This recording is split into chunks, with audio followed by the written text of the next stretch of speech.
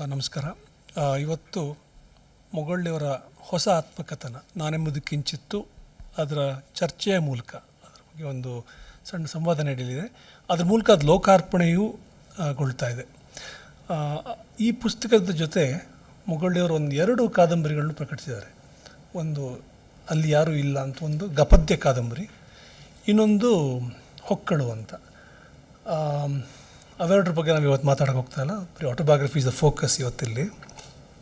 ಈ ಕೃತಿಯನ್ನು ಹೇಗೆ ನೋಡಬೇಕು, ಅದು ಯಾಕೆ ಅದು ವಿಶೇಷವಾದ ಕೃತಿ ಅನ್ನೋದ್ರ ಬಗ್ಗೆ ಖ್ಯಾತ ವಿಮರ್ಶಕರಾದ ಮನು ಚಕ್ರವರ್ತಿಯವರು, ಆಶಾದೇವಿಯವರು ಮತ್ತು ಸುರೇಶ್ ನಾಗಲಮಡಿಕೆಯವರು ಹೇಳ್ತಾರೆ ನಮಗೆ.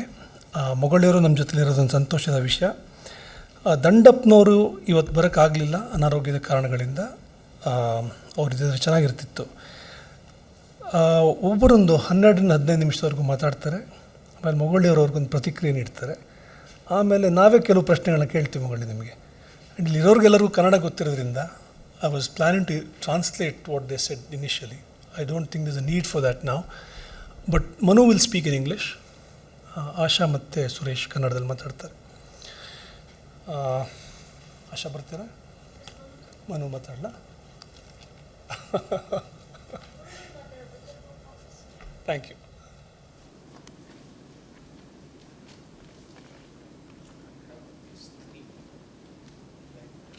Thank you. ಎಲ್ರಿಗೂ ನಮಸ್ಕಾರ. ಇದು ಪುಸ್ತಕದ ಲೋಕಾರ್ಪಣೆಯ ಕಾರ್ಯಕ್ರಮವೂ ಹೌದು ಅಂತ ಚಂದನ್ ಹೇಳಿದ್ರಿಂದ ಈ ಕೃತಿಯ ಲೋಕಾರ್ಪಣೆಯ ಸಂದರ್ಭದಲ್ಲಿ ನಾನೆಂಬುದು ಕಿಂಚಿತ್ತು ಇದರ ಲೋಕಾರ್ಪಣೆಯ ಸಂದರ್ಭದಲ್ಲಿ ಕೃತಿಕಾರರಾದ ಮೊಗಳ್ಳಿಯವರಿಗೆ, ನಮ್ಮೆಲ್ಲರ ಪ್ರೀತಿಯ ಮೊಗಳ್ಳಿಯವರಿಗೆ ಇಲ್ಲಿರುವ ಎಲ್ಲರ ಪರವಾಗಿ ಹೃತ್ಪೂರ್ವಕವಾದ ಅಭಿನಂದನೆಗಳನ್ನು ಸಲ್ಲಿಸ್ತೀನಿ. ನಾನೆಂಬುದು ಕಿಂಚಿತ್ತು ಬಗೆಗೆ ಕಿಂಚಿತ್ತಾಗಲಿ ಕ್ವಚಿತ್ತಾಗೇ ಆಗಲಿ ಮಾತಾಡೋದು ತುಂಬ ಕಷ್ಟ ಯಾಕೆ ಅನ್ನೋದನ್ನು ಹೇಳ್ತೀನಿ. ಮೊದಲನೇದಾಗಿ ನಾನು ಹೇಳಬೇಕಾಗಿರೋ ಅಂಶ ಈ ಆತ್ಮಕಥನದ ಬಗೆಗೆ ಅಂದರೆ ಇದೊಂದು ಪಾತ್ ಬ್ರೇಕಿಂಗ್ ಅಂತ ಕರಿಬಹುದಾದ ಆತ್ಮಕಥನ. ಒಟ್ಟು ಆತ್ಮಕಥನಗಳ ಒಂದು ಇತಿಹಾಸ, ಒಂದು ಪರಂಪರೆ ಏನಿದೆ ಭಾರತದ ಮಟ್ಟಿಗೆ ಜಾಗತಿಕವಾಗಿ, ಅದರಲ್ಲಿ ಕೆಲವು ಮಾದರಿಗಳಿದ್ದಾವೆ ಮತ್ತು ಆತ್ಮಕಥೆಗಳನ್ನು ಕುರಿತಾಗೆ ನಮ್ಮ ಕೆಲವು ಗ್ರಹಿಕೆಗಳಿದ್ದಾವೆ. ಆದರೆ ನನಗನ್ನಿಸಿದ್ದು, ಇದನ್ನು 2 ಸಲ ಓದಿದೆ ನಾನು. ಹಾಗೆ ಓದಿದ 2ನೇ ಓದಿನ ಕೊನೆಗೆ ನನಗನ್ಸಿದ್ದೇನು ಅಂದರೆ ಇದೊಂದು ಪಾತ್ ಬ್ರೇಕಿಂಗ್ ಅಂತ ಕರಿಬಹುದಾದ ಆತ್ಮಕಥನ ಅಂತ. ಅನೇಕ ಸಲ ಇದಕ್ಕೆ ಹೆಸರು ಆತ್ಮಕಥನ ಅಂತ ಇದ್ದಾವಾಗ್ಲೂ ಅನೇಕ ಆತ್ಮಕಥನಗಳಲ್ಲಿ ಆತ್ಮ ಇರಲ್ಲ ಅನ್ನೋದು ನಮಗೆಲ್ರಿಗೂ ಗೊತ್ತಿದೆ. ಕೆಲವು ಸಲ ಅಲ್ಲಿ ಚರಿತ್ರೆ ಇರುತ್ತೆ, ಇನ್ನು ಕೆಲವು ಸಲ ಬುದ್ಧಿ ಅಥವಾ ಭಾವ, ಆ 2ರಲ್ಲಿ ಯಾವುದೋ ಒಂದು ಆ ಇಡೀ ನಿರೂಪಣೆಯನ್ನು ನಿರ್ದೇಶಿಸಿರುತ್ತೆ. ಮತ್ತು ತುಂಬ ಆತ್ಮಕಥನಗಳಲ್ಲಿ ನಮ್ಮ ಅನುಭವಕ್ಕೆ ಬರೋದೇನು ಅಂದರೆ ತನ್ನ ಬದುಕಿನ ಬಗೆಗೆ, ತನ್ನ ವ್ಯಕ್ತಿತ್ವದ ಬಗೆಗೆ ತಾನೇನು ಹೇಳಬೇಕು ಅಂದ್ಕೊಂಡಿದ್ದೀನಿ ಅನ್ನುವ ಒಂದು ಔಟ್ಲೈನ್ ಮ್ಯಾಪ್ ಇರುತ್ತಲ್ಲ, ಅದನ್ನು ಸೃಷ್ಟಿ ಮಾಡಿಕೊಂಡೇ ಅದ್ರ ಒಳಗಡೆಗೆ ಏನು ಬೇಕು ಏನು ಬೇಡ ಅನ್ನೋದನ್ನು ಪ್ರಜ್ಞಾಪೂರ್ವಕವಾಗಿ ಮತ್ತು ಅಪ್ರಜ್ಞಾಪೂರ್ವಕವಾಗಿ ಆ ಮ್ಯಾಪಿನ ಒಳಗಡೆನಲ್ಲಿ ತುಂಬಿಸೋದಕ್ಕೆ ಪ್ರಯತ್ನ ಪಡ್ತಾರೆ ಅನ್ನೋದು ನಮಗೆಲ್ರಿಗೂ ಗೊತ್ತಿದೆ. ಅದರಿಂದಲೇ ಆತ್ಮಕಥನ ಅನ್ನೋದನ್ನು ತುಂಬ ಸಲ ಚರಿತ್ರಕಾರರು ಅನಾತ್ಮಕಥನ ಅಂತ ಕರೀತಾರೆ. ಅದರಲ್ಲಿ ಆತ್ಮನೇ ಇರೋದಿಲ್ಲ, ತುಂಬ ಆತ್ಮವಂಚನೆ ಇರುತ್ತೆ ಅನ್ನುವ ಕಾರಣಕ್ಕೆ. ನನಗೆ ಬದಲಾದ ಒಂದು ಗ್ರಹಿಕೆ ಏನು ಇದನ್ನು ಓದಿ ಅಂತಂದರೆ, ನಾನು ಒಂದು ಹೈಪೋಥಿಸಿಸನ್ನು ಕಟ್ಕೊಂಡಿದ್ದೆ ಇಲ್ಲಿಯ ತನಕ ಮತ್ತು ಅದಕ್ಕೆ ಎಲ್ಲ ಪುರಾವೆಗಳು ನನಗೆ ಸಿಗ್ತಾನೇ ಇದ್ದವು ಇಲ್ಲಿಯ ತನಕನೂ. ನಾನು ಗಂಡಸರು ಬರೆದ ಆತ್ಮಕಥನಗಳನ್ನು ಆರೋಹಣ ಪರ್ವದ ಆತ್ಮಕಥನಗಳು ಅಂತ ಮತ್ತು ಹೆಣ್ಮಕ್ಕಳ ಆತ್ಮಕಥನಗಳನ್ನು ಅನಾವರಣ ಪರ್ವದ ಆತ್ಮಕಥನಗಳು ಅಂತ ಯಾವಾಗಲೂ ಗುರುತಿಸ್ಕೊಳ್ಳೋದಕ್ಕೆ ಪ್ರಯತ್ನ ಪಡ್ತಾ ಇರ್ತೀನಿ. ಯಾಕೆ ಅಂತಂದರೆ ಪುರುಷರಿಗೆ ಅವರ ಆತ್ಮಕಥನಗಳನ್ನು ಬರೆಯುವಾಗ ನಾನೆಂಬುದು ಕಿಂಚಿತ್ತು ಅಲ್ಲ, ನಾನೆಂಬುದೇ ಸರ್ವಸ್ವ ಆಗಿರುತ್ತೆ. ಅನೇಕ ಸಲ ನಾನು ಅದನ್ನು ಮಾಡಿದೆ ಇದನ್ನು ಮಾಡಿದೆ ಹೀಗೆ ಅವ್ರು ಹತ್ತಿ ಹೋಗೋದನ್ನು ಅದು ಸಾಮಾನ್ಯವಾಗಿ ಹೇಳ್ತಾ ಇರುತ್ತೆ. ಆದರೆ ಹೆಣ್ಮಕ್ಳ ವಿಷಯದಲ್ಲಿ ಏನಾಗುತ್ತೆ ಅಂತಂದರೆ, ಆ ಆತ್ಮಕಥನಗಳಲ್ಲಿ ಹೆಣ್ಮಕ್ಕಳು ತಮಗೊಂದು ಆತ್ಮ ಇರೋದು ಹೌದಾ ಅನ್ನೋದನ್ನು ಹುಡ್ಕೊಂಡು ಹೋಗ್ತಾ ಇರ್ತಾರೆ ಯಾವಾಗಲೂ. ಅದರಿಂದಲೇ ನನಗದು ಅನಾವರಣ ಅಂತ ಅನಿಸುತ್ತೆ. ಯಾವುದನ್ನು ಬಿಡುಬೀಸಾಗಿ ಹೇಳೋಕ್ಕಾಗೋದಿಲ್ವೋ ಹೆಣ್ಮಕ್ಕಳು, ಅವ್ರಿಗೆ ಆತ್ಮನೇ ಇಲ್ಲ ಅಂತ ತಾನೇ ಮೊದಲನೇದಾಗಿ ಹೇಳಿರೋದು. ಅಂಥದ್ರಲ್ಲಿ ಅವ್ರು ಆತ್ಮನ ಹುಡುಕೊಂಡು ಇದು ನಾನಾ ಇದಾ ಅಂತ ಅವರು ಹುಡುಕ್ತಾ ಇರೋದು ನಮಗೆ ಕಾಣಿಸ್ತಾ ಇರುತ್ತೆ. ಬಟ್ ಮೊಗಳ್ಳಿಯವರ ಈ ಆತ್ಮಕಥನ ಗಂಡು ಮತ್ತು ಹೆಣ್ಣಿನ ಈ ಎರಡನ್ನೂ ಒಳಗೊಂಡ ಒಂದು ಆತ್ಮಕಥನ ಅಂತ ಅನಿಸುತ್ತೆ. ಇಲ್ಲೊಂದು ಆರೋಹಣ ಪರ್ವ ಇದೆ, ಇಲ್ಲೊಂದು ಅನಾವರಣ ಪರ್ವ, ಎರಡೂ ಇದೆ. ಆ ಹೆಣ್ಣಿನ ಸಂವೇದನೆ ಇದರ ಒಳಗಡೆನಲ್ಲಿ ಬಂದಿದೆಯಲ್ಲ, ಅದು ನನಗೆ ತುಂಬ ಮುಖ್ಯವಾದ ಒಂದು ಸಂಗತಿ ಅಂತ ನನಗೆ ಅನಿಸುತ್ತೆ.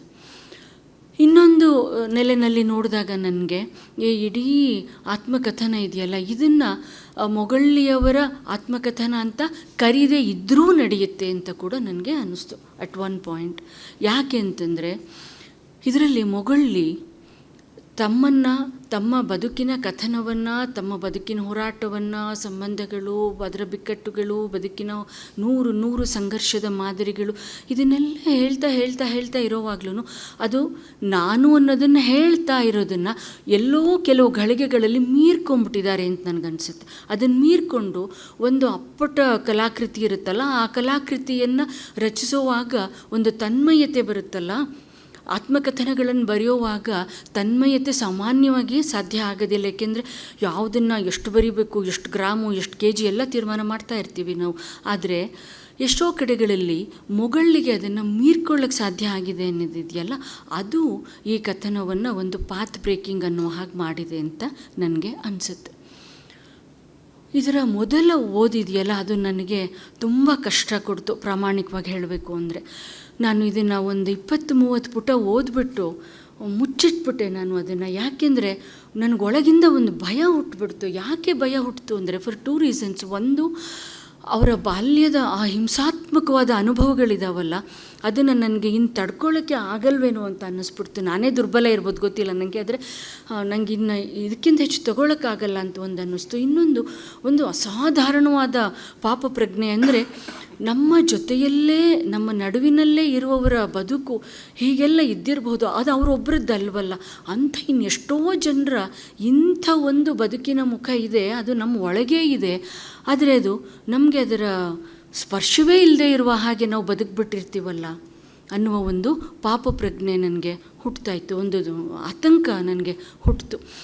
ಆಮೇಲೆ ಒಂಚೂರು ಸುಧಾರಿಸ್ಕೊಂಡು ಮಾರನೇ ದಿವಸ ಅದನ್ನು ಪೂರ್ತಿಯಾಗಿ ಓದಿದೆ. ಅದಾದ ಮೇಲೆ ಒಂದು 3-4 ದಿನ ಗ್ಯಾಪ್ ಕೊಟ್ಬಿಟ್ಟು ನಾನು ಇನ್ನೊಂದು ಸಲ ಅದನ್ನು ಇಡಿಯಾಗಿ ಓದಿದೆ.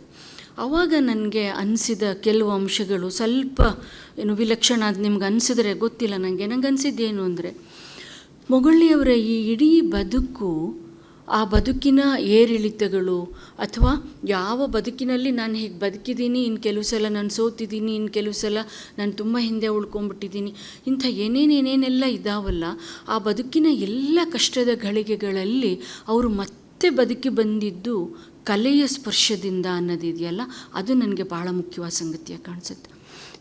ಅವರು ಸಂಗೀತವನ್ನು ಶಾಸ್ತ್ರೀಯವಾಗಿ ಕಲಿತವರಲ್ಲ, ನನ್ನ ತಿಳುವಳಿಕೆ ಸರಿಯಾಗಿದ್ದರೆ. ಆದರೆ ಕಿಶೋರಿ ಅಮೋನ್ಕರ್ ಕಚೇರಿಯನ್ನು ಕೇಳಿದ ಒಂದು ಅನುಭವವನ್ನು ಇವರು ಬರೀತಾರೆ ಮೊಗಳ್ಳಿ. ಹಾಗೆ ಬರೆಯುವ ಹೊತ್ತಿನಲ್ಲಿ ಅವರ ಮನಸ್ಥಿತಿ ತುಂಬ ಏನು ಕರಿಬೇಕು, ತುಂಬ ಕಷ್ಟದಲ್ಲಿರುತ್ತೆ ಅವರ ಮನಸ್ಥಿತಿ. ಒಂದು ದಿಕ್ಕೆಟ್ಟ ಮನಸ್ಥಿತಿಯಲ್ಲಿ ಅವರು ಆ ಹಿಂದೂಸ್ತಾನಿ ಸಂಗೀತದ ಬಗೆಗಿನ ಆಳವಾದ ಅರಿವಿಲ್ಲದೆ, ತಿಳುವಳಿಕೆ ಇಲ್ಲದೆ ಅವರು ಆ ಕಚೇರಿಗೆ ಹೋಗ್ತಾರೆ, ಕಿಶೋರಿ ಅಮೋನ್ಕರ್ ಕಚೇರಿಗೆ. ಹಾಗೆ ಕಚೇರಿಗೆ ಹೋದಾಗ ಆ ಕಚೇರಿಯ ಮುಗಿಯುವ ಹೊತ್ತಿಗೆ ಅವ್ರಿಗೇನಾಯಿತು ಅನ್ನೋದನ್ನು ಅವರು ಹೇಳ್ತಾರೆ. ಅದನ್ನ ಅವ್ರ ಮಾತಲ್ಲಿ ಓದ್ತೀನಿ ನೋಡಿ. ಅವರ ಬಗ್ಗೆ, ಕಿಶೋರಿ ಅಮೋನ್ಕರ್ ಬಗ್ಗೆ ಬಹಳ ಕೇಳಿದ್ದೆ. ಹೆಪ್ಪುಗಟ್ಟಿದ ಮೋಡ ಮುಸುಕಿದಂತೆ ಇಡೀ ಜನಜಾತ್ರೆ ನೀರವ ಮೌನದಲ್ಲಿ ನಾದಕ್ಕೆ ಕಿವಿಗೊಟ್ಟಿತು. ತರಂಗಗಳು ಮಂಡಲವಾಗಿ ಏರಿ ಎದ್ದೆದ್ದು ಬೀಸಿದವು. ಆಕಾಶಕ್ಕೆ ಒಪ್ಪಿಸುವಂತೆ ಏನನ್ನೋ ಪ್ರಾರ್ಥಿಸುವಂತೆ ನಾದದ ರೆಕ್ಕೆ ಬಿಚ್ಚಿ ಗಗನಕ್ಕೆ ಹಾರುವಂತೆ ಹಾಡತೊಡಗಿದರು. ತಂತಾನೇ ಮುಂದಿದ್ದ ಹಿರಿಯರ ತಲೆಗಳು ತೂಗತೊಡಗಿದ್ದವು. ಭೋರ್ಗರೆವ ಪ್ರವಾಹದುತ್ತೆಂದು ಪ್ರಪಾತಕ್ಕೆ ಧುಮ್ಮಿಕ್ಕಿದಂತೆ ರಾಗ ಝರಿಯ ಅದು ಮಿಡಿದು ತೂರಿದಂತೆ ಅಲಾಪಗಳ ಝೇಂಕರಿಸಿದರು. ತಬಲಾ, ಹಾರ್ಮೋನಿಯಂ, ಕೊಳಲು, ತಂಬೂರಿಗಳ ನುಡಿಸುವವರು ಕೊಚ್ಚೆ ಹೋಗುವಂತೆ ಸ್ವರವನ್ನು ಅಮೋನ್ಕರ್ ಮತ್ತೆ ಮೇಲೇರಿಸಿದರು. ಕಣ್ಣು ಮುಚ್ಚಿ ಆಕಾಶವನ್ನು ಹಿಡಿದಂತೆ ಕಣ್ಣು ಮುಚ್ಚಿ ಆಕಾಶವನ್ನು ಹಿಡಿದಂತೆ ಕೈಯ ಚಾಚಿ ನಾಭಿಯಾಳದಿಂದ ಹೊರಡಿಸುತ್ತಿದ್ದ ಆರೋಹಣ ಅವರೋಹಣಗಳು ನೆರೆದಿದ್ದವರನ್ನೆಲ್ಲ ಮಂತ್ರಮುಗ್ಧರನ್ನಾಗಿಸಿದ್ದವು. ನಾನು ಆ ಲಯದ ಹೊಳೆಯಲ್ಲಿ ಲಯವೇ ಆಗಿದ್ದೆ. ಕೊನೆಯ ಇದರಲ್ಲಿ ಅವ್ರು ಬರೀತಾರೆ, ಸಂಗೀತ ಕಚೇರಿ ಮುಗಿದಿತ್ತು. ನೆಲಕ್ಕೆ ಹೂತು ಹೋದಂತೆ ಕಾಲುಗಳು ಅಲ್ಲೇ ಅಂಟಿಕೊಂಡಿದ್ದವು. ಬಿಡಿಸಿಕೊಂಡು ಎದ್ದು ರಸ್ತೆಗೆ ಬಂದೆ. ದೇಹ ಮನಸ್ಸು ಭಾರವಾಗಿದ್ದವು. ಆ ಸಂಗೀತ ಆಲಿಸಿ ಆನಂದಿಸಿದೆನೋ ದುಃಖಿಸಿದೆನೋ ಎಂಬುದೇ ಗೊತ್ತಾಗಲಿಲ್ಲ. ಯಾಕೆ ಇದನ್ನು ನಾನಿಲ್ಲಿ ಓದಿದೆ ಅಂತಂದರೆ, ಇಂಥ ಒಂದು 8-10 ಪ್ರಸಂಗಗಳನ್ನ ಮುಗಳ್ಳಿ ಅವರ ಆತ್ಮಕಥನದಲ್ಲಿ ಬರೀತಾರೆ. ತುಂಬ ಮನಸ್ಸಿಗೆ ಕಷ್ಟವಾದ ಹೊತ್ತಿನಲ್ಲಿ ಲೈಬ್ರರಿಗೆ ಹೋಗ್ತಾರೆ, ಯಾವುದೋ ಒಂದು ಪುಸ್ತಕ ತಗೋತಾರೆ, ಓದೋಕ್ಕೆ ಶುರು ಮಾಡ್ತಾರೆ. ಎಷ್ಟೋ ಹೊತ್ತಾದಮೇಲೆ ಅವ್ರಿಗೆ ಆ ಬದುಕಿನ ಅಗ್ನಿ ದಿವ್ಯದಿಂದ ಒಂಚೂರು ಹೊರಗೆ ಬಂದ ಹಾಗೆ ಅನಿಸೋದಕ್ಕೆ ಶುರು ಆಗುತ್ತೆ. ಇನ್ಯಾವುದೋ ಒಂದು ಇದರಲ್ಲಿ ಹೋಗ್ತಾರೆ, ತುಂಬ ಮನಸ್ಸು ಘಾಸಿಯಾಗಿರುತ್ತೆ, ಒಳಗೆ ಬರ್ತಾರೆ, ಒಳಗೆ ಬಂದು ಏನೋ ಬರಿಬೇಕು ಅನ್ನುವ ತಹತಃ ಇರುತ್ತೆ. ಹುಡುಕಿದ್ರೆ ವೈಟ್ ಪೇಪರೇ ಸಿಗಲಿಲ್ಲ ಅಂತ ಹೇಳ್ತಾರೆ. ಅದು ಜೆರಾಕ್ಸ್ ಶೀಟ್ಗಳನ್ನ ತೊಗೊಂಡೆ ಅದರ ಹಿಂಭಾಗದಲ್ಲಿ ನಾನು ಬರೆದೆ ಅಂತ. ಅದು ಕನ್ನಡದ ಅತ್ಯುತ್ತಮ ಕತೆ ಆಗಿತ್ತು ಅನ್ನೋದನ್ನು ಅವರು ಹೇಳ್ತಾರೆ. ಇದು ಸಾಹಿತ್ಯ ಇರ್ಬೋದು, ಸಂಗೀತ ಇರ್ಬೋದು, ಈ ಕಲೆಯ ಸ್ಪರ್ಶ ಇದೆಯಲ್ಲ, ಕಲೆಯ ಸ್ಪರ್ಶ ಮೊಗಳ್ಳಿಯವರಿಗೆ ಬದುಕಿನ ನಂಬಿಕೆ ಮತ್ತು ಅಪನಂಬಿಕೆಯ ನಡುವಿನ ಒಂದು ಪ್ರಶ್ನೆಯಾಗಿ ಕಾಣುತ್ತೆ ನನಗನ್ಸುತ್ತೆ. ಯಾವಾಗ ಬದುಕಿನ ಬಗೆಗೆ, ಮನುಷ್ಯರ ಬಗೆಗೆ, ತನ್ನದೇ ಬಗೆಗೆ ಒಂದು ನಂಬಿಕೆ ಕಳೆದು ಹೋಗುತ್ತೋ, ಆ ನಂಬಿಕೆಯನ್ನು ಅವ್ರು ಮತ್ತೆ ಹೋಗಿ ಪಡ್ಕೊಂಡು ಬರೋದು ಯಾವುದರಿಂದ ಅಂದರೆ ಈ ಕಲೆಗಳ ಸಾಂಗತ್ಯದಲ್ಲಿ ಅಂತ ನನಗನ್ಸುತ್ತೆ. ಇದು ಈ ಆತ್ಮಚರಿತ್ರೆಯನ್ನು ವಿಶಿಷ್ಟ ಮಾಡಿರುವ ಒಂದು ಸಂಗತಿ ಅಂತ ನನಗೆ ಅನಿಸುತ್ತೆ. ಇದನ್ನು ಈ ಆತ್ಮಕಥನವನ್ನು ಓದುವಾಗ ನನ್ನ ಮನಸ್ಸಿನಲ್ಲಿ ಮತ್ತೆ ಮತ್ತೆ ಪುನರಾವರ್ತನೆ ಆಗ್ತಿದ್ದ ಒಂದು ಮಾತು, ಸಾಹಿತ್ಯದ ಬಗೆಗಿರುವ ಒಂದು ಮುಖ್ಯವಾದ ಒಂದು ಸ್ಟೇಟ್ಮೆಂಟ್ ಇದೆಯಲ್ಲ, literature is a glorious madness, but it's a madness that our insane world needs to revive its sanctity. So ಆ ಸ್ಯಾಂಟಿಟಿಯನ್ನು ರಿವೈವ್ ಮಾಡ್ಕೊಳ್ಳೋದಕ್ಕೆ ಮೊಗಳ್ಳಿ ಮತ್ತೆ ಮತ್ತೆ ವಾಪಸ್ ಅಲ್ಲಿಗೆ ಹೋಗ್ತಾರಲ್ಲ. ಇನ್ನೊಂದು ಮುಖ್ಯವಾದ ಸಂಗತಿ, ನಾನು ಹೇಳಿದೆ ಇದರ ಮೊದಲ ಓದು ನನ್ನನ್ನು ಭಯಭೀತಳನ್ನಾಗಿಸ್ತು ಅಂತ. ಆದರೆ ಎರಡನೇ ಓದಿಗೆ ಬರೋ ಹೊತ್ತಿಗೆ ನನಗನ್ಸಿದ್ದು, ನೀವು ಈ ಆತ್ಮಕಥನವನ್ನು ದಲಿತ ಆತ್ಮಕಥನಗಳು ಅನ್ನುವ ವರ್ಗೀಕರಣದಲ್ಲಿ ಇಡೋದಕ್ಕೆ ಸಾಧ್ಯವೇ ಇಲ್ಲ ಅಂತ. ಯಾಕೆಂದರೆ ಆ ಚೌಕಟ್ಟನ್ನು ಕೂಡ ಈ ಆತ್ಮಕಥನ ಲೀಲಾಜಾಲವಾಗಿ ಮೀರ್ಕೊಂಡ್ಬಿಟ್ಟಿದೆ. ಇದನ್ನೊಂಚೂರು ಏನಿವೆ ಹೆಂಗೂ ನನ್ನನ್ನು ಪರಿಭಾಷಾ ದೇವಿ ಅಂತ ಕರೆಯೋದ್ರಿಂದ ನನಗನ್ಸಿದ್ದೇನೆಂದರೆ, ಇದು ಬದುಕಿನ ಅಸಂಗತತೆಯ ಜೊತೆಗಿನ ಒಂದು ಸಾಂಗತ್ಯ ಅಂತ. ಬದುಕು ಅಸಂಗತ, ಬದುಕಿನ ಏರಿಳಿತಗಳು, ಅದರ ಘಟನೆಗಳು, ಯಾವುದನ್ನು ನಾನು ಬಯಸ್ತೀನೋ ಅದು ಸಿಗೋದಿಲ್ಲ, ಯಾವುದು ನನಗೆ ಬೇಡವೋ ಅದು ನನಗೆ ಸಿಗುತ್ತೆ. ನಾನು ಅಲ್ಲಿಗೆ ಹೋಗೋದು ಬೇಡ ಅಂದ್ಕೊಳ್ತೀನಿ, ನಾನು ಅಲ್ಲಿಗೆ ಹೋಗಬೇಕಾಗತ್ತೆ. ನನಗೆ ಕೆಲಸ ಬೇಡ, ನನಗೆ ಅದು ಬೇಕು, ಆದರೆ ಅದು ನನಗೆ ಸಿಕ್ಕೋದಿಲ್ಲ. ಹೀಗೆ ಬದುಕು ಅನ್ನೋದು ತನ್ನದೇ ಆದ ಒಂದು ಲಯವನ್ನು, ತನ್ನದೇ ಆದ ಒಂದು ದಾರಿಯನ್ನು ಹಿಡಿದಿದೆ. ಅದ್ರ ಜೊತೆಯಲ್ಲಿ ನಾವು ನಿರಂತರವಾಗಿ ಹೋರಾಟ ಮಾಡ್ತಾ, ಇಲ್ಲ ನೀನೇನೋ ತೀರ್ಮಾನ ಮಾಡಿಟ್ಟಿದೆಯಾ ಬದುಕೆ, ನಂಗೆ ಅದು ಬೇಡ, ನನಗೆ ಬೇಕಾಗಿರೋದು ನಾನು ತೊಗೋತೀನಿ, ನಾನು ಪಡ್ಕೋತೀನಿ ಅಂತ ನಡೆಸುವ ಒಂದು ಅವಿಲಕ್ಷಣವಾದ ಹೋರಾಟ ಇದೆಯಲ್ಲ, ಆ ಹೋರಾಟದ ಆ ಅಸಂಗತತೆಯ ಎಂಥ ಸೂಕ್ಷ್ಮಗಳನ್ನು ಈ ಕೃತಿ ಒಂದು ಕಾವ್ಯದ ಲಯದಲ್ಲಿ ಹಿಡಿದಿದೆ ಅಂತ ನನಗನ್ಸುತ್ತೆ.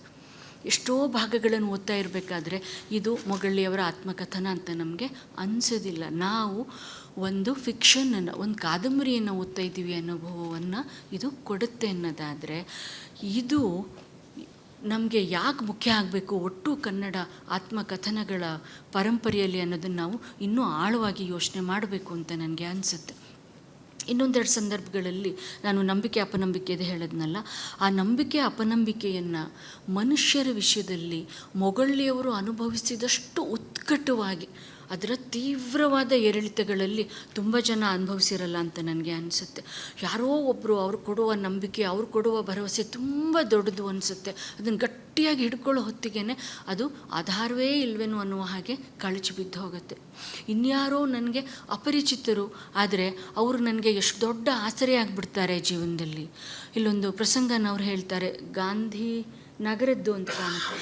ಇವ್ರು ನಡ್ಕೊಂಡು ಹೋಗ್ತಾ ಇರ್ತಾರೆ, ಹಿಂದ್ಗಡೆಯಿಂದ ಯಾರೋ ಇವ್ರ ಹೆಗಲ ಮೇಲೆ ಕೈ ಇಟ್ಟು ಹಲೋ ಮೈ ಹೀರೋ ಅಂತ ಹೇಳ್ತಾರೆ. ತಿರುಗಿ ನೋಡಿದರೆ ಇಟ್ ವಾಸ್ ಅಗ್ರಹಾರ ಕೃಷ್ಣಮೂರ್ತಿ. ಅವ್ರು ಹೇಳ್ತಾರೆ, ನಾನು ನಿನ್ನೊಂದು ಗಂಟೆಯಿಂದ ಫಾಲೋ ಮಾಡ್ಕೊಂಡು ಬರ್ತಾಯಿದ್ದೀನಿ ಮಾರಯ್ಯ, ನೀನು ಎಲ್ಲೆಲ್ಲೋ ನಿಂತು ಕುಡಿದು ಮುಂದಕ್ಕೆ ಹೋಗ್ತಾ ಇದೀಯಾ, ನನಗೊಂದೇ ಭಯ ನೀನು ಎಲ್ಲಿ ಬಿದ್ದು ಹೋಗ್ತೀಯೋ ಅಂತ.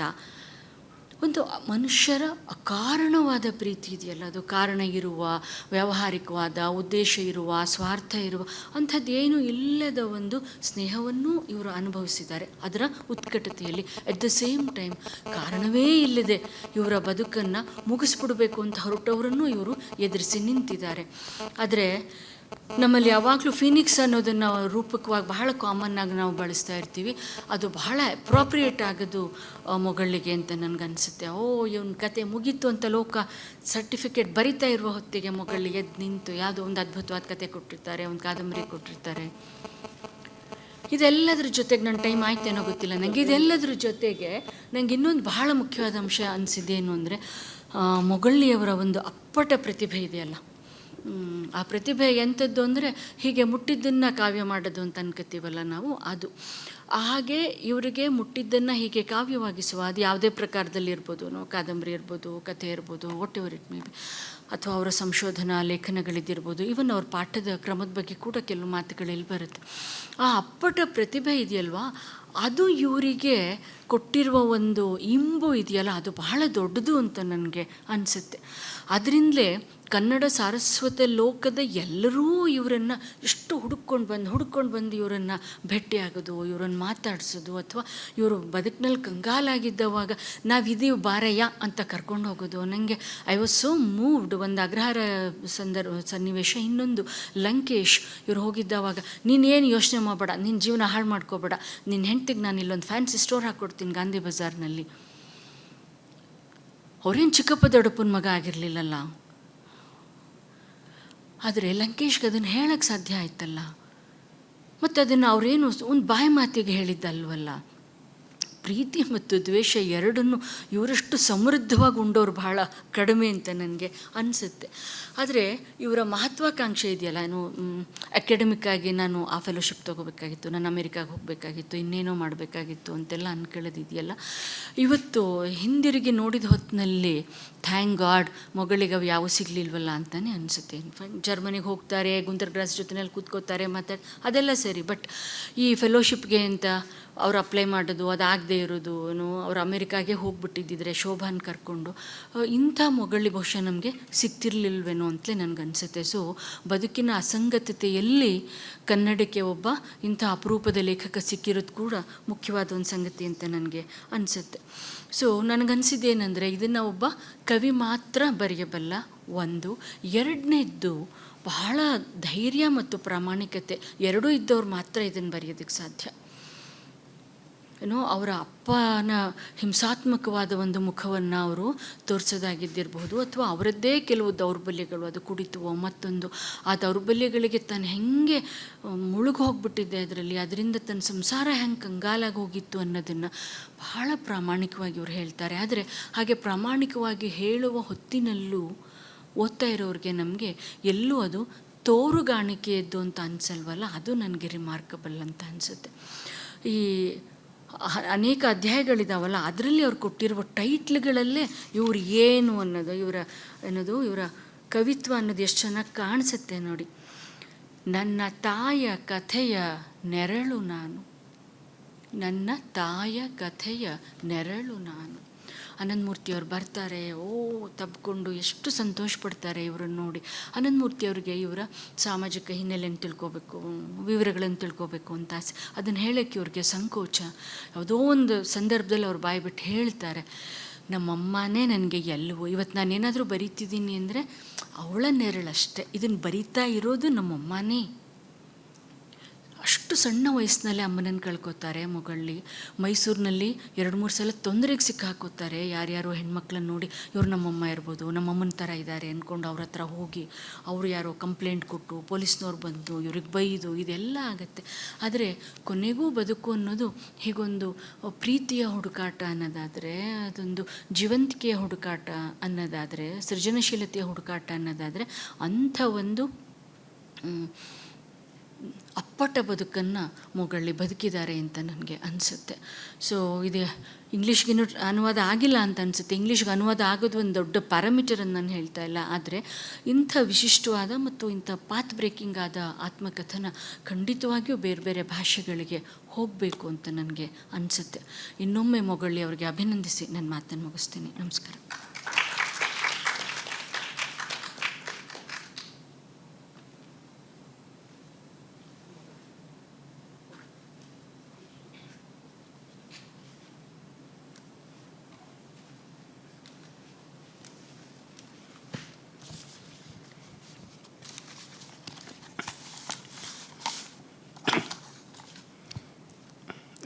ಎಲ್ರಿಗೂ ನಮಸ್ಕಾರ. ನಾನು ಇಂಗ್ಲೀಷ್ನಲ್ಲಿ ಮಾತಾಡ್ತೀನಿ. ಇದು ಚಂದನ್ ಜೊತೆ ಮಾತಾಡಿ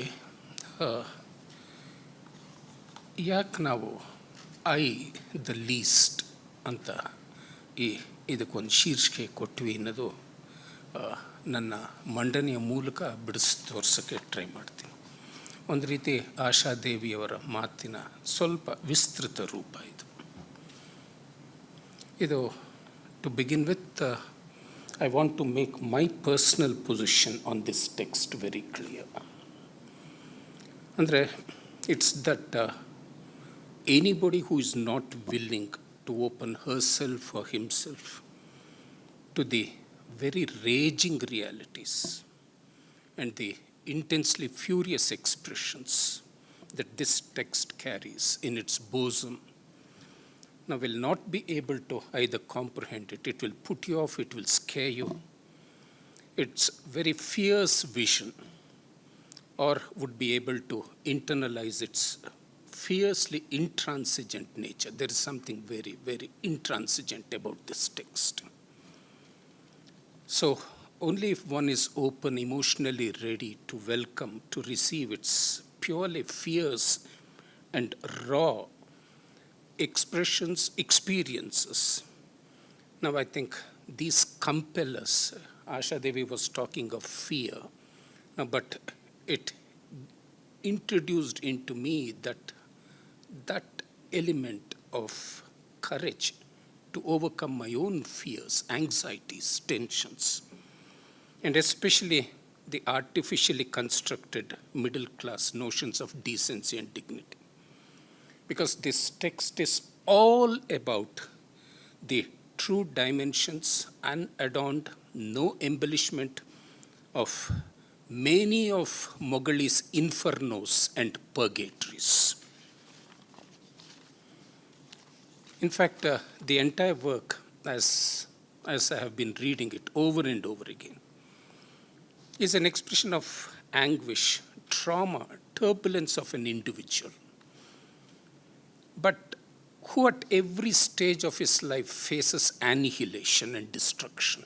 From the beginning to the end, this is a narrative of annihilation, destruction. Not merely in a physical sense, as if that's not adequate enough, but more savagely shaped by very dark memories, hideous nightmares, wild and irrational imagination. And the most important point for me is all these refuse to be tempered. It is this very untempered, raging imagination that, as I have been reading the text, I continue to read the text. It extends the boundaries of physical experience, making it really impossible to decide which between them is worse than the other, the physical experience or the imagination connected with it. So Nanu Kinchittu the least is built on these opposites, the literal and the allegorical, with each pushing the other to most unexpected terrains, realms of suffering, pain, confusion, and most significantly traumatic blankness of mind. I haven't read any autobiography, as Asha Devi pointed out repeatedly, like this. What is this text built on? There are two powerful contraries in this text that work in very different directions, but give the text and its author, the narrator, a specific personality, and this is crucial to the text, the narration and the experience, a specific personality that obstinately refuses to accept any kind of compromise or moderation, both in experience and in expression. The contraries that work throughout Moghali's text are in the form of his progenitors, his mother and father. On one hand, he is sustained by the protective will, indomitable protective will of the mother. And on the other, the contrary, the savage, beastly, murderous insanity of the father, and that slays him into pieces at each stage of his life, as actual physical experience, as memory, as nightmare. But Moghali weaves his entire text with incredible transparency and courage. And for me, what's very significant is, without any conscious impulse to bring restraint into his narrative. In fact, I have read the text with two of Blake's visions guiding me. That it's contraries that make for progression, one vision. Second is, it's the road of excess that leads to the palace of wisdom. These have guided me in my reading of Blake's text. Where does it begin? Flogging, whipping, and hanging unto almost death, the father hangs him. Thrown into the pigsty, hundreds of details, I name only a couple of them. Spat at, abused at all levels by the father is one kind of experience we open up to in the very beginning stage. At the very beginning stages, we go through this. Built into this very, very complex, very neatly woven structure is the story of being sustained, nourished by a totally devastated murder who gets slaughtered later on, who is anything but a living corpse. There is a third counterpoint which is very interesting from the beginning to the end. The three figures that dominate the text is the figure of the Tata, the grandfather. In a view, the hell that the father creates, it's that hell that makes way for the young, battered child to envision a different and a better future. In my opinion, and Asha Devi briefly referred to it, in my opinion, it's the mother who breathes life into Moghali's text. In fact, his life itself. Constantly begging him to Nakakshra Kaltko. Just 4 letters. Education, knowledge. Knowledge, learning as redemption. The only source of liberation. Even at the end of the autobiography, it's the mother's spirit that lends the work its life force. In my reading, Moghali is literally the Ganesha just writing out his personal Mahabharata, as the mythical Lord Ganesha wrote out the epic. So Nanu Kinchit, in my opinion, is most appropriate because Amma is all. And it's so significant that the dedication is Nanna Thaiya Vandu Nittu Sirige. For just a single sigh of relief of my mother's. This text is dedicated. I divide the text for the sake of convenience into several parts. First is the inner world. There are extraordinary images of childhood, very powerful images.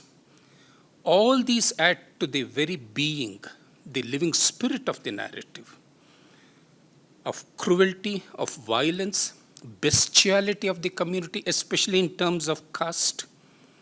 But out of these stories of horror, out of these ugly stories, we also come across images of salvation, of redemption, almost Christ-like, of enormous, infinite capacity to suffer, impenetrable, unfathomable, inscrutable.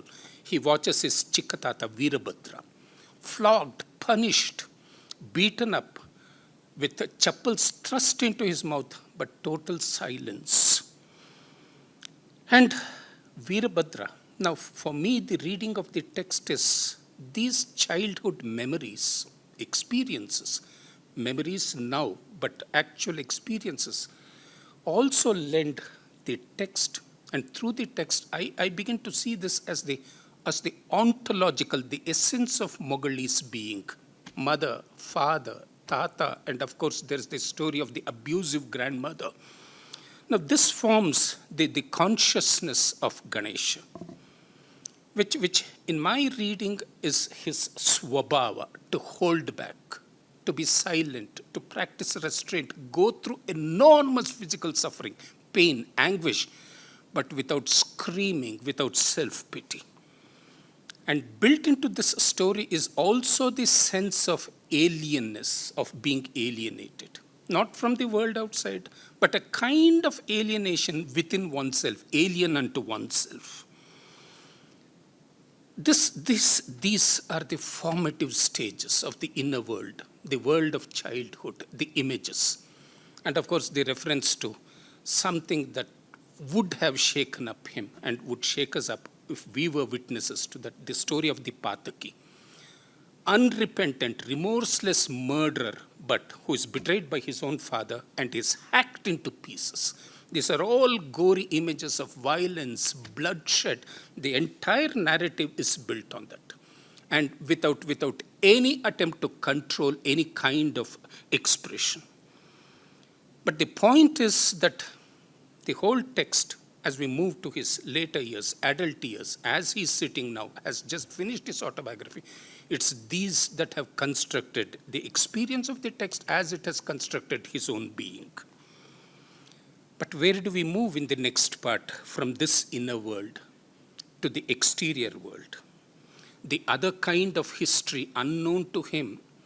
So I will skip those stories about moving to Nelamangala and all, come to Maharaja's College and Manas Gangotri, which is very crucial.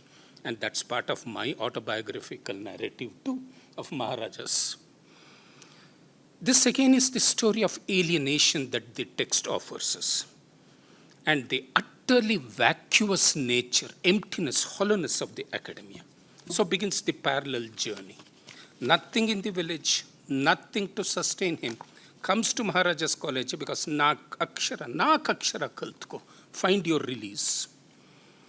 Now, on one hand, there's a certain kind of contradiction, if you would like to call it, of learning knowledge as moving up the social scale, the ladder.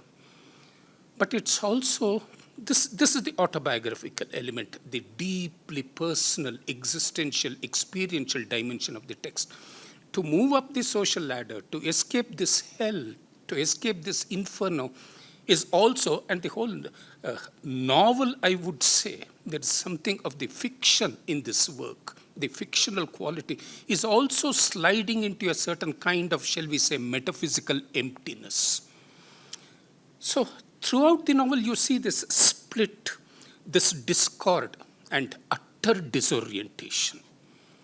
And to escape the feudal caste system from the village, to come to the caste system operating in the urban context. And to come to Maharaja's College with its hoary tradition is to see the utter disintegration of the human spirit. For people like us in the mid-70s, when we were students, we saw the complete destruction of the Nirankushamati consciousness of Kuvempu and the Vishwamanava. I can name from the VC down to the subalterns, the cadres, the names come to me of those who destroyed it. This was the Vokkaliga Lingayat fight. So the Institute of Kannada Studies, I don't know if it still has Kuvempu's bust, reduced him to a mere bust, destroying him. So that's the opening of another kind of consciousness. These were days, years for us. So there is something parallel that I share with Chaku, Churi, everywhere. Cycle chains, and Maharaja's College was the center. Aided, supported, just down 100 yards from the Maharaja's College was the Vice Chancellor's quarters. Now this becomes part of his conscious narrative. So this increases, enhances his spiritual barrenness. It's not just about the politics, the dirty, filthy politics of the college, but it works within of what it does to him as a human being. And what is fascinating is that as he describes all these, this is very central for me, is Moggali's ethical stance. Ethical stance in the sense that he again is very intransigent, unbending, uncompromising, and the refusal to be part of any identity politics of Dalits. So even if you talk of a Dalit experience, there's no attempt to identify with the identity politics of Dalits. So in a particular sense, the book is about and not about Dalit identity, but the search for personal integrity. It's out of this search. So you mentioned to one accidental meeting, but this is a remarkable twist in his life. Accidentally, he meets a stranger, a Jangama, and he calls him Hennina Santa, the saint as far as women are concerned, doing the job of a coolie, sleeping in theaters, supported by the a person who lets them sleep inside the theater, begging, doing coolie work, unloading vegetables, fruits. And this is where that beautiful expression comes up. There the realization, this is the Atma Katana. This is the Atma Katana, the story of the self, where he says, Khalada alamele nanandu murida tonge. So I am just a broken branch on the wave of time.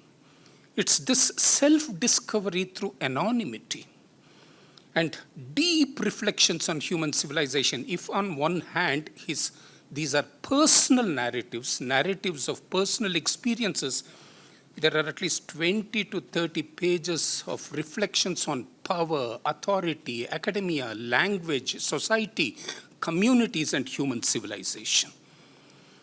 For me, going by my reading, the third or fourth attempts at reading this text from the earlier printouts to the finished text, these are all stories, struggles to attain a certain kind of nirliptate, self-effacement. The whole book is an attempt at emptying the self. So there is always, you can read through that, a seamless movement, unbroken, seamless movement from reality to imagination to dream, and to let dreams, images, horrible images, nightmares haunt, to let them haunt, to let them possess. So that's where the reference goes out, and one of his most fascinating pieces, Buguri, the top, that it spins and spins, comes out of the pit, the sty of filth squalor, falls into the pit. Literally, the book is thrown into the pit. So it's this eternal spinning, this work, fictional work, autobiographical work, if I use these two epithets, there's no contradiction for me. It's this eternal spinning, churning, that constitutes the moving spirit of the text and that allows us to get into Moggali's consciousness. And that's where what is fascinating is towards the end, after all these stories of different kinds of darknesses, nightmarish experiences, the impulse is to become a sattvic revolutionary, a yogi. And of course, we have shared those experiences earlier, many references to somebody who was very, very dear to us, to me, Saket Rajan. But had I chosen Saket Rajan's path, I would have been destroyed long ago. I didn't. I stayed back. But now the impulse to become a Sattvic. Because Institute of Kannada Studies, except for G. Shampa, filthy scholars knowing nothing of folklore, churning out old, stinking, stale stories. But there is also this very difficult phase when, through the text, we begin to see Mogali recognizes that whether they were socialites, Marxists, or Ambedkarites, they had nothing to offer as far as these living realities were concerned. And the worst part of the experience, as the text unfolds before us, is that those who were apparently anti-caste, Mogali says they were anti-caste casteists. So how does one identify oneself with those creatures? That they were practicing another kind of casteism, fake, spurious. And therefore, sannyasa becomes very important, a sattvika revolutionary. And this impulse comes when he is thwarted, when there is gossip, malice, slander, calling him an Naxalite, calling him a womanizer, all kinds of abuses, vindictive by colleagues, the netherworld of the academia, the so-called academics. So the strength to weather it, to go beyond these, and also most important is to go beyond twisted, distorted ideologies. Asha referred to it, but at a very different level, the text for me is a quest, a search, perhaps of the spiritual anatma kind, that you recognize the anatma. And therefore, you will see the juxtaposition, constant juxtaposition between reality, imagination, dreams, and infinite doors and windows opening up. But what do those doors and windows open up to? One doesn't know. So there is that ambivalence, there is that uncertainty. And so doors and windows come as motives repeatedly. But the supreme vision of the text, in my opinion, that's why I said Mogali is just writing out his Mahabharata, just writing out. All those experiences come through Tata and the mother. And of course, the dark world he was pushed into by his father, monstrous, Rakshasatva father. But the words are, when we move towards the end, the supreme vision of the funeral pyre, of the smashana, the antyakriya, both Tata and mother, but the voice of the mother ringing out, saying, do not transgress, do not violate, asking him to remain within bounds of safety, self-preservation. Otherwise, Mogali should have perished long ago. But supreme, again, through the mother, is that the entire text, as Mogali has done, the text goes beyond identity politics. The least that anybody looking for this self, I, can attempt. But there's something, Mogali, that to me reads as an aberration. And that's the letters you write to different people, anonymous letters, making them come to that I thought in such a dense, intense narrative was for me a kind of an aberration because of the density of the text. But I drew comfort by saying, Christopher Marlowe makes Dr. Faustus do that, doing cheap things. Dr. Faustus does. So I said, this is also perhaps, I was trying to explain it to myself that perhaps this is the ludic element. The ludic element, which is also part of self-effacement. But it did sound a little jarring to me. I thought, in all honesty, I should point it out to you. But this is, for me, a magnificent revelation of how to write a story about oneself. The I is there, but also making the I the least. Not marginal, but to see that there are bigger forces at work.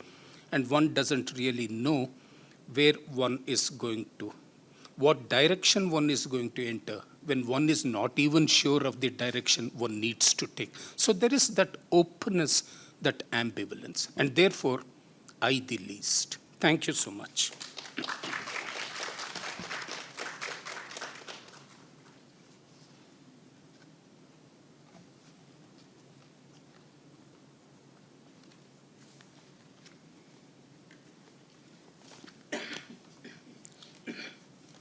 ಎಲ್ರಿಗೂ ನಮಸ್ಕಾರ.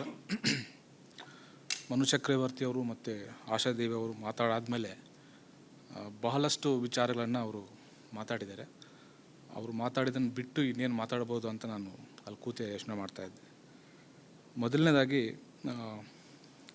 ನಾನೆಂಬುದು ಕಿಂಚಿತ್ತು ಆತ್ಮಕಥನ, ಅಂತರಂಗದ ಕಥನವೂ ಹೌದು ಮತ್ತು ಅಂತಃಕರಣದ ಕಥನವೂ ಹೌದು. ಇದು ಅಂತರಂಗಕ್ಕೆ ಹೋದಾಗ ಅದು ಅವರ ಕಥನ ಆಗುತ್ತೆ, ಅಂತಃಕರಣಕ್ಕೆ ಹೋದಾಗ ಅದು ಬೇರೆ ಬೇರೆ ಕಥನಗಳಾಗಿ ಮತ್ತು ಬೇರೆಯವರ ಕಥನಗಳಾಗಿ ಅನಾವರಣ ಆಗ್ತದೆ. ಆಶಾದೇವಿ ಮೇಡಮ್ ಅವರು ಮತ್ತು ಮನು ಚಕ್ರವರ್ತಿಯವರು ಅದನ್ನು ಮೊದಲನೇ ಭಾಗವನ್ನು ಓದಿದಾಗ ಬಹಳ ಭಯದ ಒಂದು ವಾತಾವರಣ ಸೃಷ್ಟಿಯಾಯಿತು ಅಂತ ಹೇಳಿದ್ರು. ಬಟ್ ನನಗದು ಓದುವಾಗ ಅರ್ಧ ಭಾಗ ನನ್ನ ಊರಿನ ಜಗತ್ತೇ ಅಲ್ಲಿ ತೆರೆದುಕೊಂಡಿತ್ತು.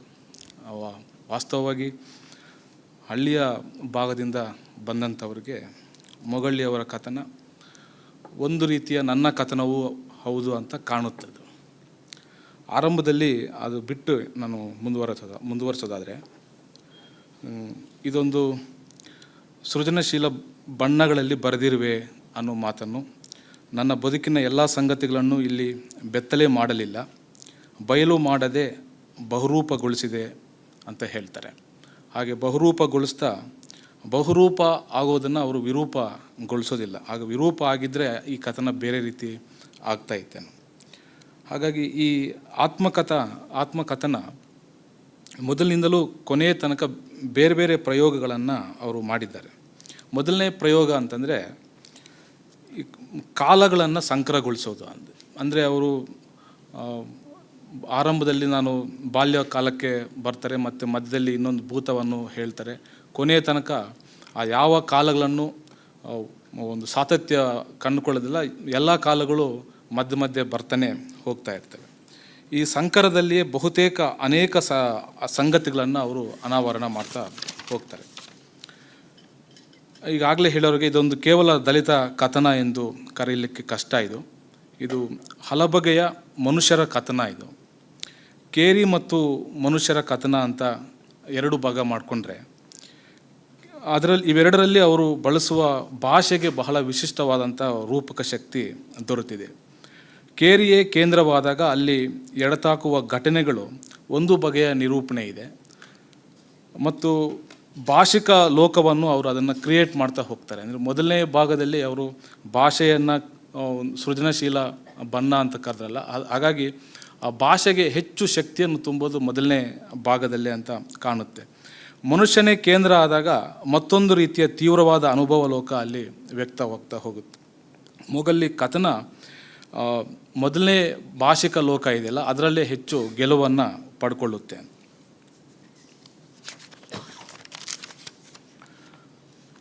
ಬಹುಶಃ ನಾನು ಇವರು ಮನು ಚಕ್ರವರ್ತಿಗಾಗಲೇ ಹೇಳಿದರು, ಮೊಗಳ್ಳಿಯವರ ಅನುಭವ ಲೋಕ ತಾಯಿ ಕಾರುಣ್ಯದ ತುದಿಗೆ ಇದ್ದರೆ ಮತ್ತು ಜಗತ್ತೆಲ್ಲ ತಾಯಿಯೇ ಎಂಬ ನಿಲುವು ಕೂಡ ಅಂತಿಮ ಕೊನೆಯ ತನಕ ಕಥನದ ಕೊನೆಯ ತನಕ ತಾಯಿ ಒಂದು ಕಾರುಣ್ಯದ ರೂಪಕವಾಗಿ ನಮಗೆ ಕಾಡ್ತಾ ಹೋದರೆ, ಇನ್ನೊಂದು ತುದಿಯಲ್ಲಿ ಅಪ್ಪ ಕ್ರೌರ್ಯದ ತುದಿ ಆಗಿ ಕಾಣ್ತಾ ಹೋಗ್ತಾರೆ. ತನ್ನ ಬದುಕಿನಲ್ಲಿ ಅವ್ವ ಘೋರತೆಯಿಂದ ಪಾರದಂತೆ ಕಾಣುವುದಿಲ್ಲ.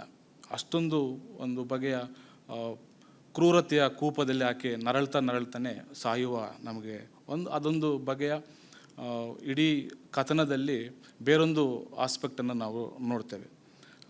ಮಗನಿಗೆ ಉದ್ದಕ್ಕೂ ಕೂಡ ತಾಯಿ ಜನಪದ ಆಧ್ಯಾತ್ಮ ಜೀವಿ ಆಗಿ ಕಾಣ್ತಾ ಹೋಗ್ತಾಳೆ. ಅಪ್ಪ ಕೊನೆಯ ತನಕ ಕ್ರೂರಿಯಾಗಿಯೇ ಕಾಣ್ತಾಳೆ.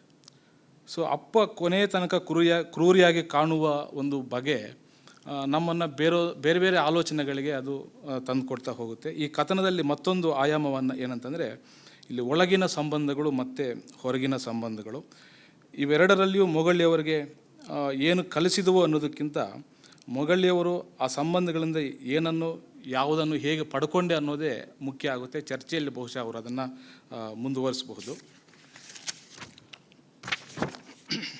ಇಲ್ಲಿ ಕೇರಿ, ಜಾತಿ ಮತ್ತು ಉದ್ಯೋಗ ಎಲ್ಲವೂ ಕೂಡ ಒಬ್ಬ ವ್ಯಕ್ತಿಯನ್ನು ಯಾವ ಹಂತಕ್ಕೆ ಕೊಂಡೊಯ್ಯಬಹುದು ಮತ್ತು ಯಾವ ಹಂತಕ್ಕೆ ಕೆಳಗಿಳಿಸಬಹುದು ಅನ್ನೋದಕ್ಕೆ ಈ ಕಥನದ ಕೇಂದ್ರ ವ್ಯಕ್ತಿ ನಮಗೆ ಮುಖ್ಯ ಆಗ್ತದೆ. ಮುಖ್ಯವಾಗಿ ನಾನು ಕೊನೆ ಭಾಗಕ್ಕೆ ಹೆಚ್ಚು ಒತ್ತು ಕೊಡೋದಾದರೆ, ಸಾಕೇತ್ ರಾಜನ್ ಅವರ ಪ್ರಭಾವವನ್ನು ಇವರು ಯಾಕೆ ತಪ್ಪಿಸ್ಕೊಂಡ್ರು ಅನ್ನೋದ್ರ ಬಗ್ಗೆ ಅಲ್ಲಿ ಕೆಲವು ಸೂಚನೆಗಳಿದ್ದಾವೆ. ಇನ್ನು ಕೆಲವು ಮತ್ತು ಅಲ್ಲಿ 3 ಭಾಗಗಳನ್ನು ಅವ್ರಿಗೆ ಎಡತಾಗ್ತವೆ. ಒಂದು ಸಾಕೇತ್ ರಾಜನ್ ಅವರ ಒಂದು ನಕ್ಸಲ್ವಾದ, ಇನ್ನೊಂದು ಅಂಬೇಡ್ಕರ್ ಅವ್ರದ್ದು.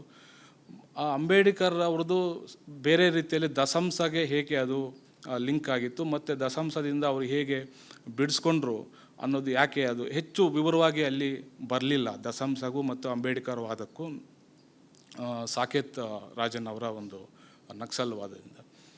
ಮತ್ತೊಂದು ಅದರ ಜೊತೆಗೆ ಬಂಜಗೆರೆ ಅವರು ಕವಿರಾಮ್ ಕಟ್ತಾಯಿದ್ರು. ಆ 4ರಿಂದ ಬಿಡಿಸಿಕೊಂಡು ಅವರಿಗೆ ಅಂತರಂಗ ಮುಖ್ಯವಾಗಿ ಉದ್ಯೋಗಕ್ಕೆ ಅಥವಾ ತನ್ನ ದಾರಿಗೆ ಮರಳುವ ಸೂಚನೆ ಯಾಕೆ ಬಂತು ಅನ್ನೋದ್ರ ಬಗ್ಗೆನೂ ಅವರು ಹೇಳ್ತಾರೆ. ಆದರೆ ನನಗೆ ಬಹಳ ಮುಖ್ಯ ಅನಿಸೋದೇನಂತಂದರೆ, ಅವರು ದಸಂಸ ಬಗ್ಗೆ ಹೇಳಬಹುದಾದಷ್ಟು ಹೇಳಲಿಲ್ಲ ಅಂತ ಕಾಣುತ್ತೆ ಒಂದು. ಇನ್ನೊಂದು, ಸಾಕೇತ್ ರಾಜನ್ ಅವರ ಹೋರಾಟಗಳು 80ರ ದಶಕದಲ್ಲಿ ತುಮಕೂರಿನ ಪಾವಗಡದಂಥ ಒಂದು ಪ್ರದೇಶದಲ್ಲಿ, ಮೈಸೂರಿಗಿಂತ ಚಿಕ್ಕಮಗಳೂರು ಮತ್ತು ಪಾವಗಡದಂಥ ಪ್ರದೇಶಗಳಲ್ಲಿ ಹೆಚ್ಚು ಆಗ್ತಾಯಿತ್ತು. ಸಾಕೇತ್ ರಾಜನ್ ಅವರು ಆವರಿಸಿದಂಥ ಒಂದು ಚಳವಳಿ ಏನಿದೆ ಅಥವಾ ಅವರು ಕಟ್ಟಿದಂಥ ಒಂದು ಮೂಮೆಂಟ್ ಏನಿದೆ, ಅದು ಇಡೀ ಕರ್ನಾಟಕ ರಾಜ್ಯಕ್ಕೆ ಹೆಚ್ಚು ತಲುಪಲಿಲ್ಲ. ಅದು ಆಂಧ್ರದ ಭಾಗಕ್ಕೆ ಕಂಪೇರ್ ಮಾಡಿದ್ರೆ. ಸೊ ಇದು ಕಥನದಲ್ಲಿ ಬರದೇ ಇರಬಹುದು. ಆದರೆ ಸಾಕೇತ್ ರಾಜನ್ ರೈತ ಚಳವಳಿಗೂ ಮತ್ತು ಅಂಬೇಡ್ಕರ್ ವಾದಿಗಳಿಗೂ ಈತ ದಸಂಸಕ್ಕೂ ಅವರು ಹೊರಗಿನ ಆಗಿಗೆ ಕಾಣ್ತಾ ಹೋಗ್ತಾರೆ. ಬಟ್ ಇದು ಮೊಗಳ್ಳಿ ಗಣೇಶ್ ಅವರಿಗೆ ತಿಳಿದಿತ್ತು, ಇಲ್ಲ ಅಂತಲ್ಲ. ಬಟ್ ಅದು ಕಥನದಲ್ಲಿ ಹೆಚ್ಚು ಪ್ರಯೋಗ ಆಗಲಿಲ್ಲ ಅನ್ನೋದು ನನ್ನ ಒಂದು ಪ್ರಶ್ನೆ. ಇದು ಇನ್ನೊಂದು, ಇವರ ಬುಗುರಿಯ ಕಥೆಯ ಮೂಲಕ ಇವರು ತೆರೆದುಕೊಂಡಂಥ ಒಂದು ಲೋಕ ಮತ್ತು ಇವರನ್ನು ತೆರೆಸಿದಂಥ ಇನ್ನೊಂದು ಲೋಕ ಇದೆ. ಆ 2 ಲೋಕಗಳನ್ನು ಭಾಳ ತೀವ್ರವಾಗಿ ಗಣೇಶ್ ಅವರು ಚಿತ್ರಿಸಿಕೊಡ್ತಾರೆ.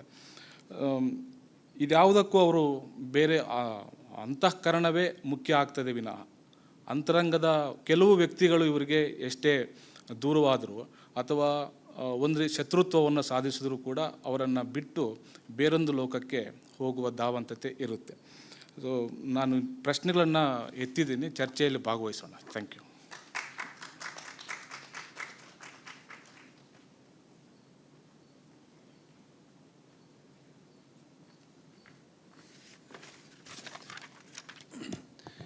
ಮೊಗಳಿಯವರ ಕೃತಿ ಬಗ್ಗೆ ತಮ್ಮ ಓದನ್ನು ಹಂಚಿದ 3 ಜನರಿಗೂ ಕೃತಜ್ಞತೆಗಳು. ಈ ಪುಸ್ತಕ ಕರಡು ಪ್ರತಿಯಲ್ಲಿದ್ದಾಗಲೇ ನಾನು ನೋಡಿದ್ದೆ, ಮೊಗಳಿಯವರು ಕಳಿಸ್ಕೊಟ್ಟಿದ್ರು, ನಾನು ನೋಡ್ದಂಗಾಗಿದ್ದೆ, ಈ ರೀತಿ ಬರಿಬೋದಾ ಅಂತ.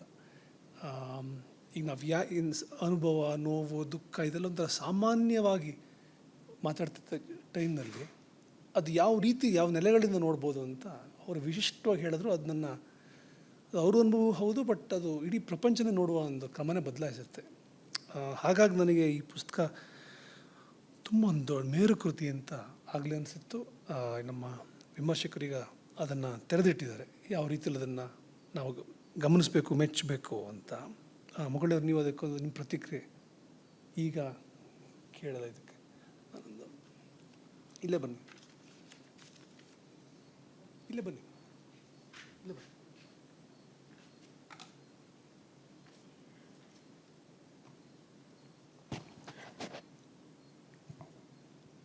It's a wonderful day to speak before you all, my friends.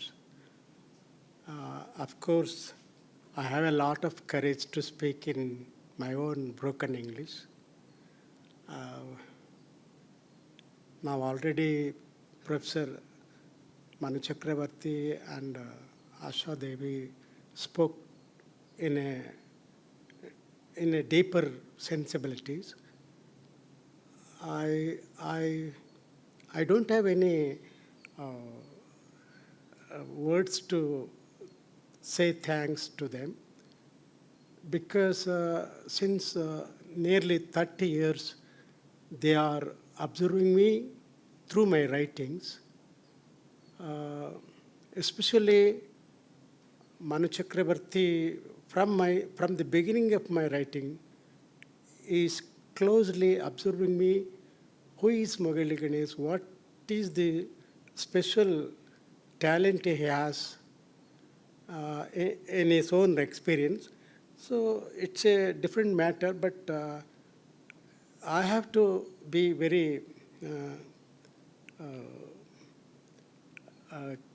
careful to present my words, because I totally became ಒಂದು ಬಗೆಯಲ್ಲಿ ನನ್ನ ಮನಸ್ಸನ್ನೇ ಕಟ್ಟಿ ಹಾಕಿದಂಗಿದೆ. ಅದನ್ನು ಪೂರ್ತಿಯಾಗಿ ನಾನು ಓಪನ್ ಮಾಡಿ ಮಾತಾಡೋಕ್ಕೆ ಕಷ್ಟ ಆಗ್ತಾಯಿದೆ. ನಾಗಲಮಡಿಕೆ ಅವರು ಸಾಕೇತ್ ವಿಷಯದಲ್ಲಿ ಕೆಲವು ವಿಷಯ ಹೇಳ್ಬೋದಿತ್ತು ಅಂತ ಅವರು ನಿರೀಕ್ಷೆ ಮಾಡಿದರು.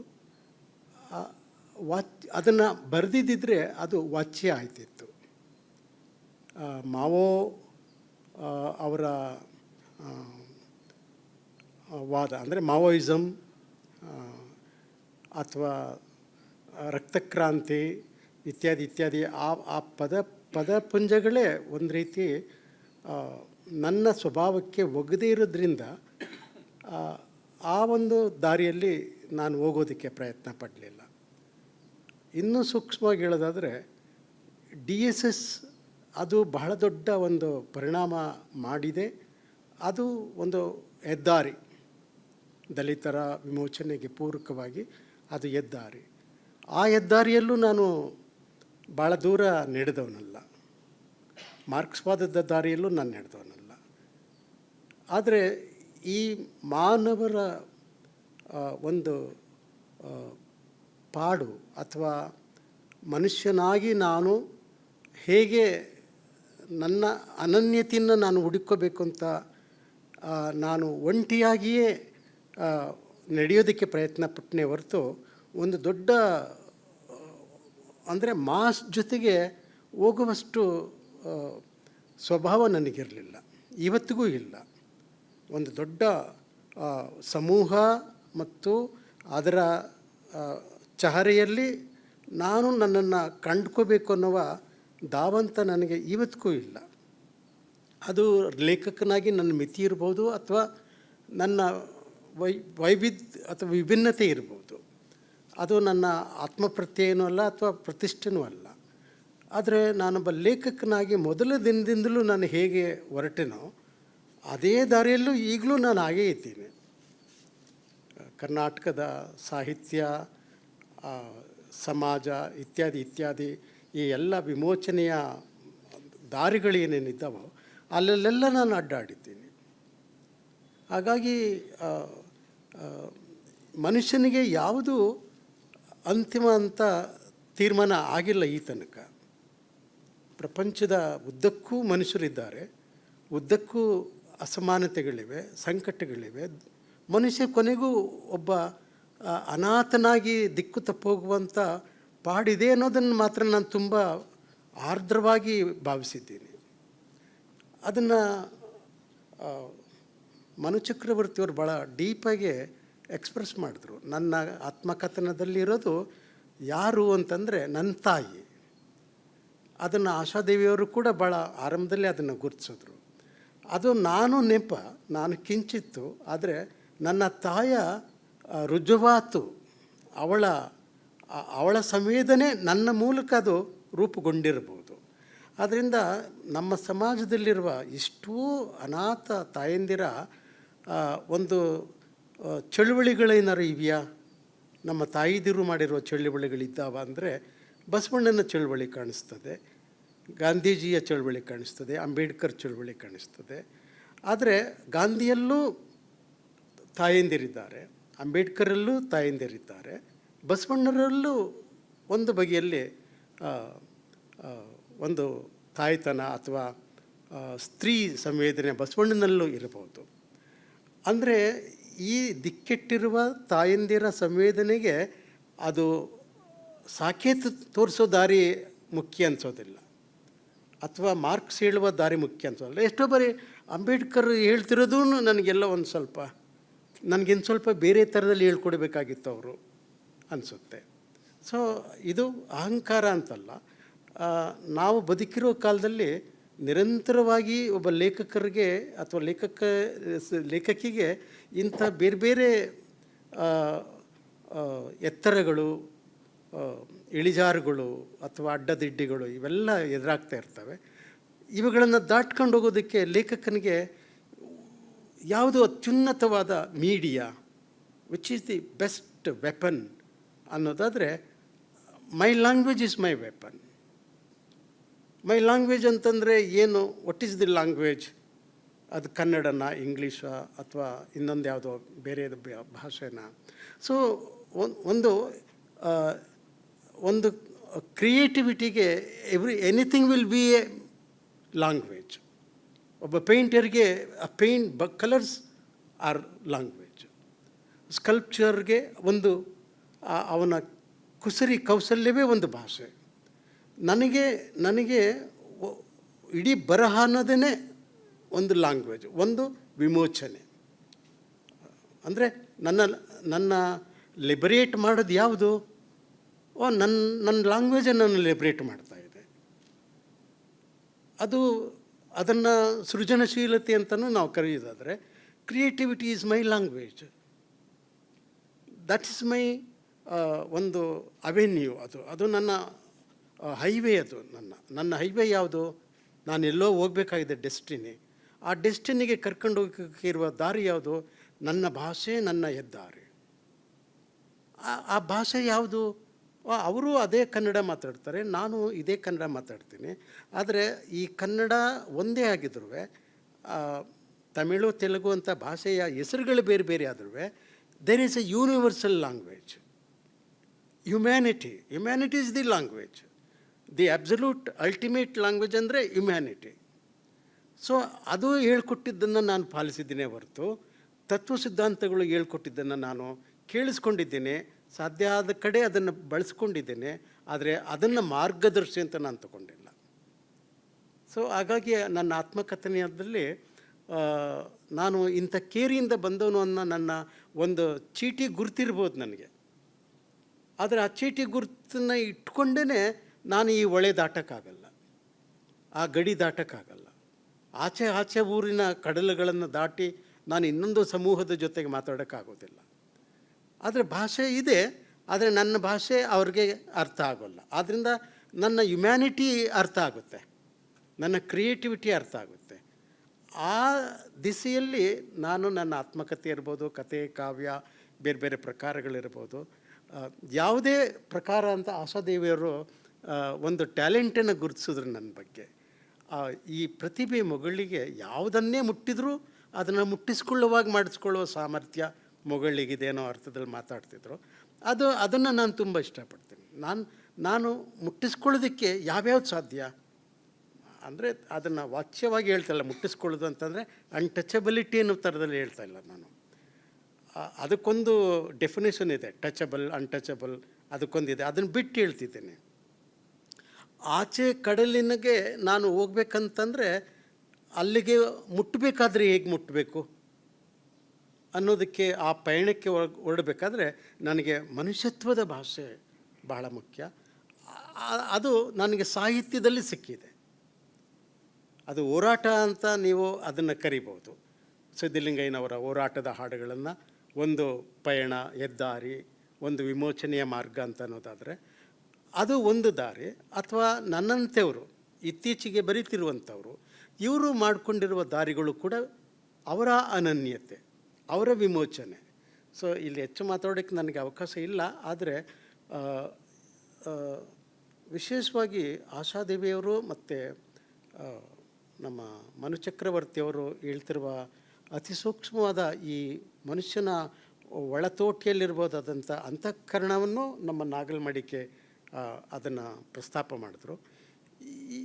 ಇವೇ ನನಗೆ ಉಳಿದಿರುವ ಉಪಕರಣಗಳು. ನಾನು ಮಾತಾಡೋಕ್ಕಿರುವ ರೂಪಕಗಳು ಇವೇನೆ. ಅದರಾಚೆಗೆ ಬೇರೆ ಬೇರೆ ರೂಪಕಗಳೆಲ್ಲ ಭಗ್ನ ಆಗಿವೆ, ಒಡೆದೋಗಿವೆ. ಸೊ ಈ ಮೆಟಫರ್ಸ್ ಮೂಲಕನೇ ನಾನು ಇನ್ನೊಂದು ಮೆಟಫರ್ನ ಕ್ರಿಯೇಟ್ ಮಾಡ್ಬೋದು. ಇಂಥದ್ದಕ್ಕೆ ನಾನು ತುಂಬ ಗೌರವ ಕೊಡ್ತೀನಿ. ಮತ್ತು BIC ಅವರು ಇಂಥ ಒಂದು ಅವಕಾಶವನ್ನು ನನಗೆ ಕೊಟ್ಟಿದ್ದಾರೆ. ಇದಕ್ಕೆ ಮೂಲವಾಗಿ ಚಂದನ್ ಗೌಡರು ಮತ್ತು ನಮ್ಮ ಉಳಿದ ಸ್ನೇಹಿತರೆಲ್ಲ ಸೇರಿಕೊಂಡು ಇದನ್ನು ಮಾಡಿದ್ದಾರೆ. ನನ್ನ ಹಿಂದಿನಿಂದಲೂ ನೋಡ್ಕೊಂಬಂದಿರುವ ನನ್ನ ಗೆಳೆಯರಾದಂಥ MS ಮೂರ್ತಿ, ನಮ್ಮ ಸತೀಶ್ ಚಪ್ಪರಿಕೆ, ಬೇರೆಯವರಿದ್ದಾರೆ. ಆಮೇಲೆ ನನ್ನ ಈ 3 ಪುಸ್ತಕಗಳನ್ನು ಪ್ರಕಟ ಮಾಡಿರುವ ಸೃಷ್ಟಿ ನಾಗೇಶ್ ಇದ್ದಾರೆ, ಬೇರೆ ಬೇರೆ ಸ್ನೇಹಿತರು ಇದ್ದಾರೆ. ಸೊ ನಿಮಗೆ ನಾನು ಸದಾ ನಿಮ್ಮನ್ನು ನನ್ನ ಸೃಜನಶೀಲತೆಯ ಸಾಕ್ಷಿ ಪ್ರಜ್ಞೆಯಾಗಿ ನಿಮ್ಮನ್ನು ತಗೋತೀನಿ. ನಾನು ನಿಮ್ಮ ಪ್ರೀತಿ, ನಿಮ್ಮ ಸಲಹೆ ಇವೆಲ್ಲ ನಾನು ಇನ್ನೊಂದು 10 ಹೆಜ್ಜೆ ದೂರ ಹೋಗೋದಕ್ಕೆ ನನಗೆ ಎನರ್ಜಿಯನ್ನು ಬೂಸ್ಟ್ ಮಾಡ್ತವೆ. ಇಷ್ಟನ್ನು ಹೇಳಿ ನಿಲ್ಲಿಸಿರ್ತೀನಿ. ಮತ್ತೇನಾರು ಇದ್ದರೆ ಆಮೇಲೆ ಮಾತಾಡ್ಬೋದು ಅನಿಸುತ್ತೆ.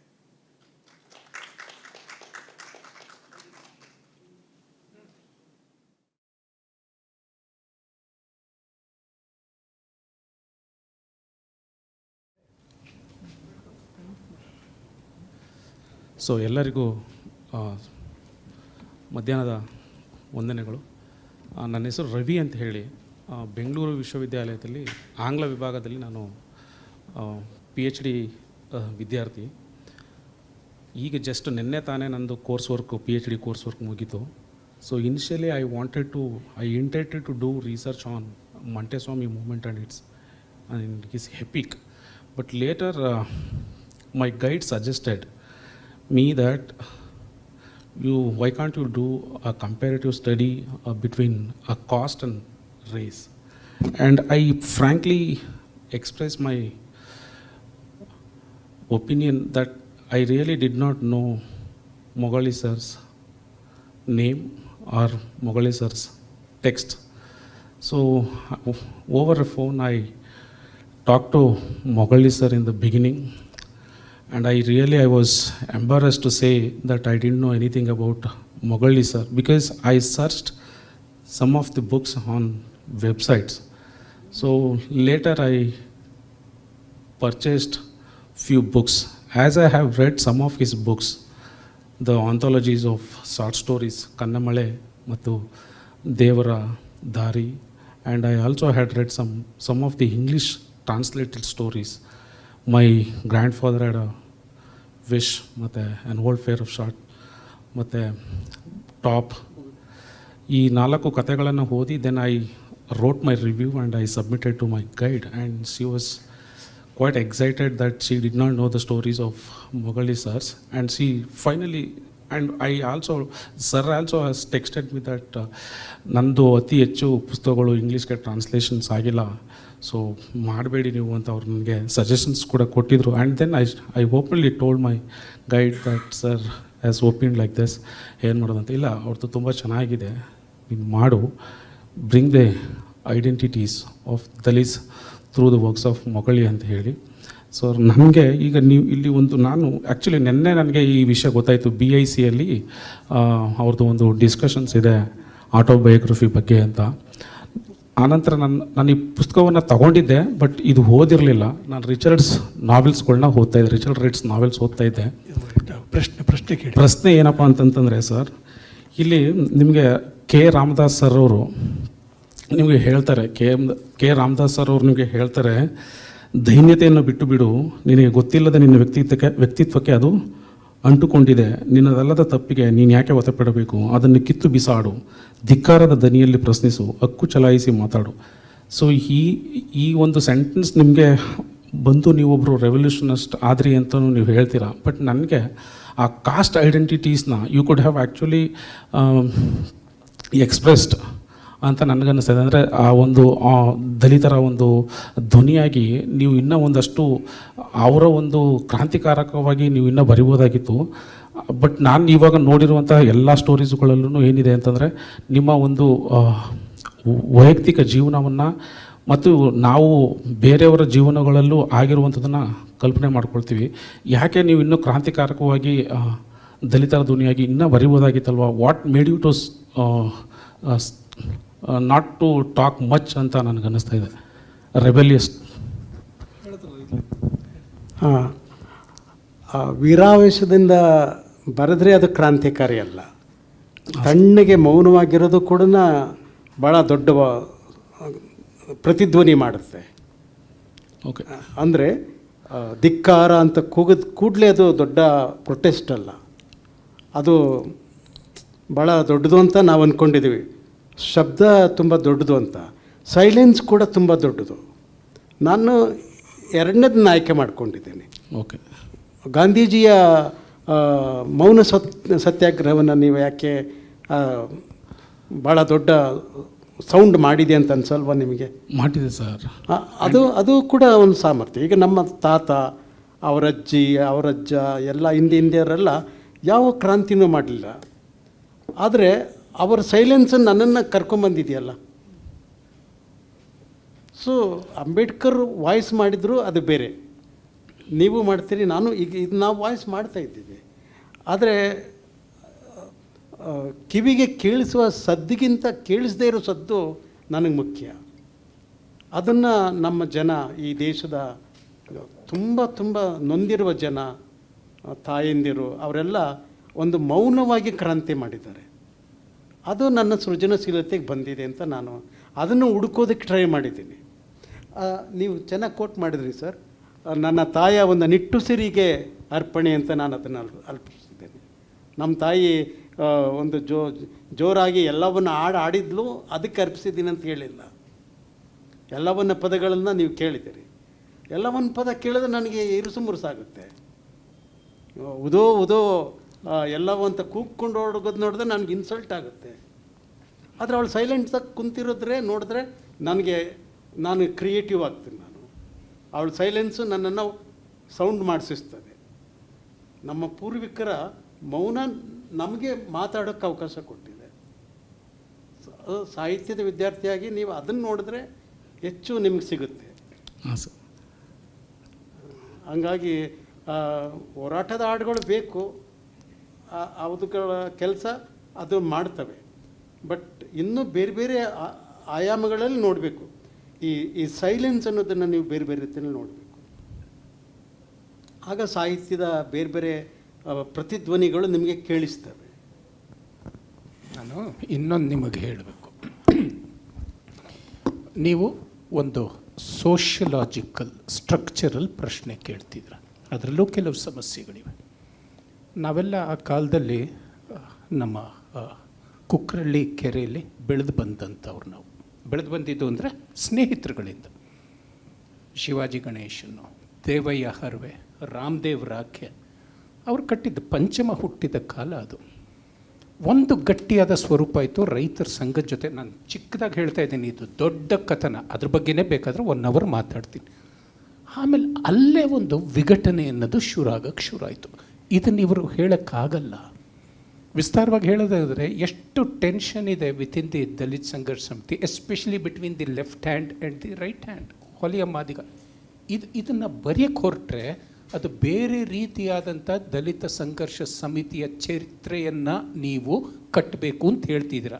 ಅದು ನಿಜ ಇರ್ಬೋದು, ಬಟ್ ಈ ಸಂದರ್ಭದಲ್ಲಿ ಅಪ್ರಸ್ತುತ. ಅದು ಇನ್ನೊಂದು ಏನು ಅಂತಂದರೆ, ಸಿದ್ಧಲಿಂಗ ಹಿಂಗೆ ನಾಮಿನೇಷನ್ ಬಂದಾಗ ಪಂಚಮದಲ್ಲಿ ನನ್ನನ್ನು ರಾಮಯ್ಯ, ಕೋಟ್ಗಾನಹಳ್ಳಿ ರಾಮಯ್ಯ ಅವರು ಬಂದು ಹುಡ್ಕೊಂಡು ಬಂದು ನೀವು ಬರೀರಿ ಎಂದಿದ್ರು. ಈ ನಾಮನಿರ್ದೇಶನ ಸೇರಿನಾ ಇಲ್ವಾ ಅಂತಂದ್ಬಿಟ್ಟು ನ್ಯೂಟ್ರಲ್ ಆಗಿ ನಾ ಬರ್ತಿದ್ದೆ. ಸೊ ಅನೇಕ ಕಥನಗಳು ಹೋಗ್ತಾ ಇದೆ. ಇಂಟರ್ನಲ್ ರಿಸರ್ವೇಷನ್ ಬಗ್ಗೆ ಎಷ್ಟು ಗಲಾಟೆಗಳಿದೆ. ಲೆಫ್ಟ್ ಹ್ಯಾಂಡ್ಗೂ ಅದು ದೇವನೂರು ಮಹದೇವಂಗೂ ಗೋವಿಂದಯ್ಯಂಗೂ ಇರುವ ಕಾನ್ಫ್ಲಿಕ್ಟು ಇವತ್ತಿಗೂ ಮುಗಿದಿಲ್ಲ. So that's a different story you expect. ನಾ ಹೇಳೋದು ಏನು ಅಂದರೆ, because you are a student of literature, ಸುಮ್ಮನೆ ಹೇಳ್ತೀನಿ, ಬುಗುರಿ ಅನಾಲಿಸಿಸ್ ಮಾಡಿ. ಆಮೇಲೆ ಭತ್ತ, ಪ್ಯಾಡಿ 10 ಕಡೆ ನಾನು ಅದನ್ನು ಟೀಚ್ ಮಾಡಿದ್ದೀನಿ. ಆಮೇಲೆ ನಮ್ಮ ಸಚ್ಚಿದಾನಂದ ಕೇಳಿ ಒಂದು ಆ್ಯಂಥಾಲಜಿಗೂ ಹೋಗಿದೆ. DRO ಸದರ್ನ್ ಹಾರ್ವೆಸ್ಟ್ ಅನ್ನೋದ್ರಲ್ಲೂ ಹಾಕಿದೆ. ಅದರಲ್ಲಿ ಇರುವಂತಹ ನೀವು ಯಾವುದು ಕ್ರಾಂತಿ ಅಂತಿರೋ, ಒಂದು ಸೃಜನಶೀಲತೆಯಲ್ಲಿ ಕ್ರಿಯೇಟಿವ್ ಪ್ರಾಸೆಸ್ಸಲ್ಲಿರುವ ಕ್ರಾಂತಿಯ ಅಂಶ ಇದೆಯಲ್ಲ, ಅದು ಗೌಣವಾಗ್ತಾ ಆಗ್ತಾ ಸ್ಲೋಗನಿಯರಿಂಗ್ ಮಾತ್ರ ಉಳ್ಕೊಳ್ಳುತ್ತೆ.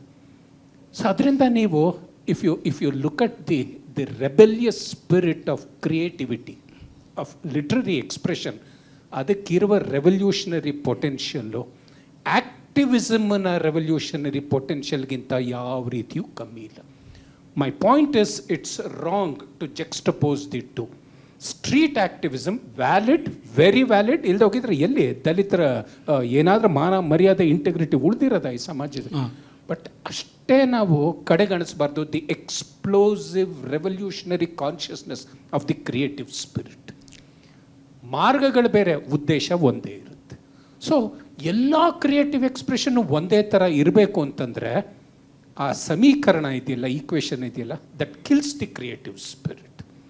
ಅದೇ ತಾನೇ ವ್ಯತ್ಯಾಸ ಇರೋದು ದೇವನೂರ ಕತೆಗೂ ಸಿದ್ಧಲಿಂಗಯ್ಯನವರ ಕತೆಗಳಿಗೂ. ಇವಾಗ ಅಮಾಸ ಅನ್ನೋ ಥರ ಕತೆ ಓದಿದ್ರೆ, ಡಾಂಬರು ಬಂದಾಗ ನೋಡಿದಾಗ, ಕುಸುಮ ಬಾಲೆ ನೋಡಿದಾಗ ಎಷ್ಟು ಜನ ಅಟ್ಯಾಕ್ ಮಾಡಿದ್ರು. ದಲಿತ ಸಂಘರ್ಷ ಸಮಿತಿ ಒಳಗೆ ದೇವನೂರ ಮಹಾದೇವನ ಅಟ್ಯಾಕ್ ಮಾಡಿರಲಿಲ್ವ? So different approaches to liberation, to salvation ಇರುತ್ತೆ. ನೀವು ರಿಚರ್ಡ್ ರೈಟ್ ಓದಿದ್ರಲ್ಲ, ರಿಚರ್ಡ್ ರೈಟ್ಗೂ ಜೇಮ್ಸ್ ಬಾಲ್ಡ್ವಿನ್ಗೂ ನೋಡ್ಕೊಳ್ಳಿ, ಮಾಯಾ ಆ್ಯಂಜಿಲೋಗೆ ಬನ್ನಿ. So there are varieties, there are several processes. ಹಂಗೆ ನೋಡೋಕೆ ಹೋದರೆ you will go back to that. I am sure negritude ಶುರು ಆದ ಕಾಲದಲ್ಲಿ, the different versions of negritude. So ಇವೆಲ್ಲ ವೆರಿ ಕಾಂಪ್ಲೆಕ್ಸ್ ಪ್ರಾಸೆಸಸ್. ಇವ್ರಿಗೆ ನೀವು ಕೇಳುವ ಪ್ರಶ್ನೆ ಒಂದು ಅರ್ಥದಲ್ಲಿ ವ್ಯಾಲಿಡ್ ಆದರೂ, you see, we should not ask writers or others to do what they have not done. ಅದು ಅವರ ಚಾಯ್ಸನ್ನು ರೆಸ್ಪೆಕ್ಟ್ ಮಾಡಿ. ಅಲ್ಲಿ ಏನಾದರೂ ಒಂದು ರೆವಲ್ಯೂಷನರಿ ಇಲ್ಲವೇ ಇಲ್ಲ ಅಂತ ಆರ್ಗ್ಯೂ ಮಾಡಿದ್ರೆ ಅದು ನೀವು ಬೇರೆ ಪ್ರಶ್ನೆ. Yes sir. ಅದಿದ್ದರೆ how do we extrapolate from the creative works? And one of the finest is paddy harvest, which you have read. Thank you sir. Thank you sir. Thank you. Any other questions? We have about 9 minutes left. Murthy ಅವರು ಬನ್ನಿ. ಬನ್ನಿ.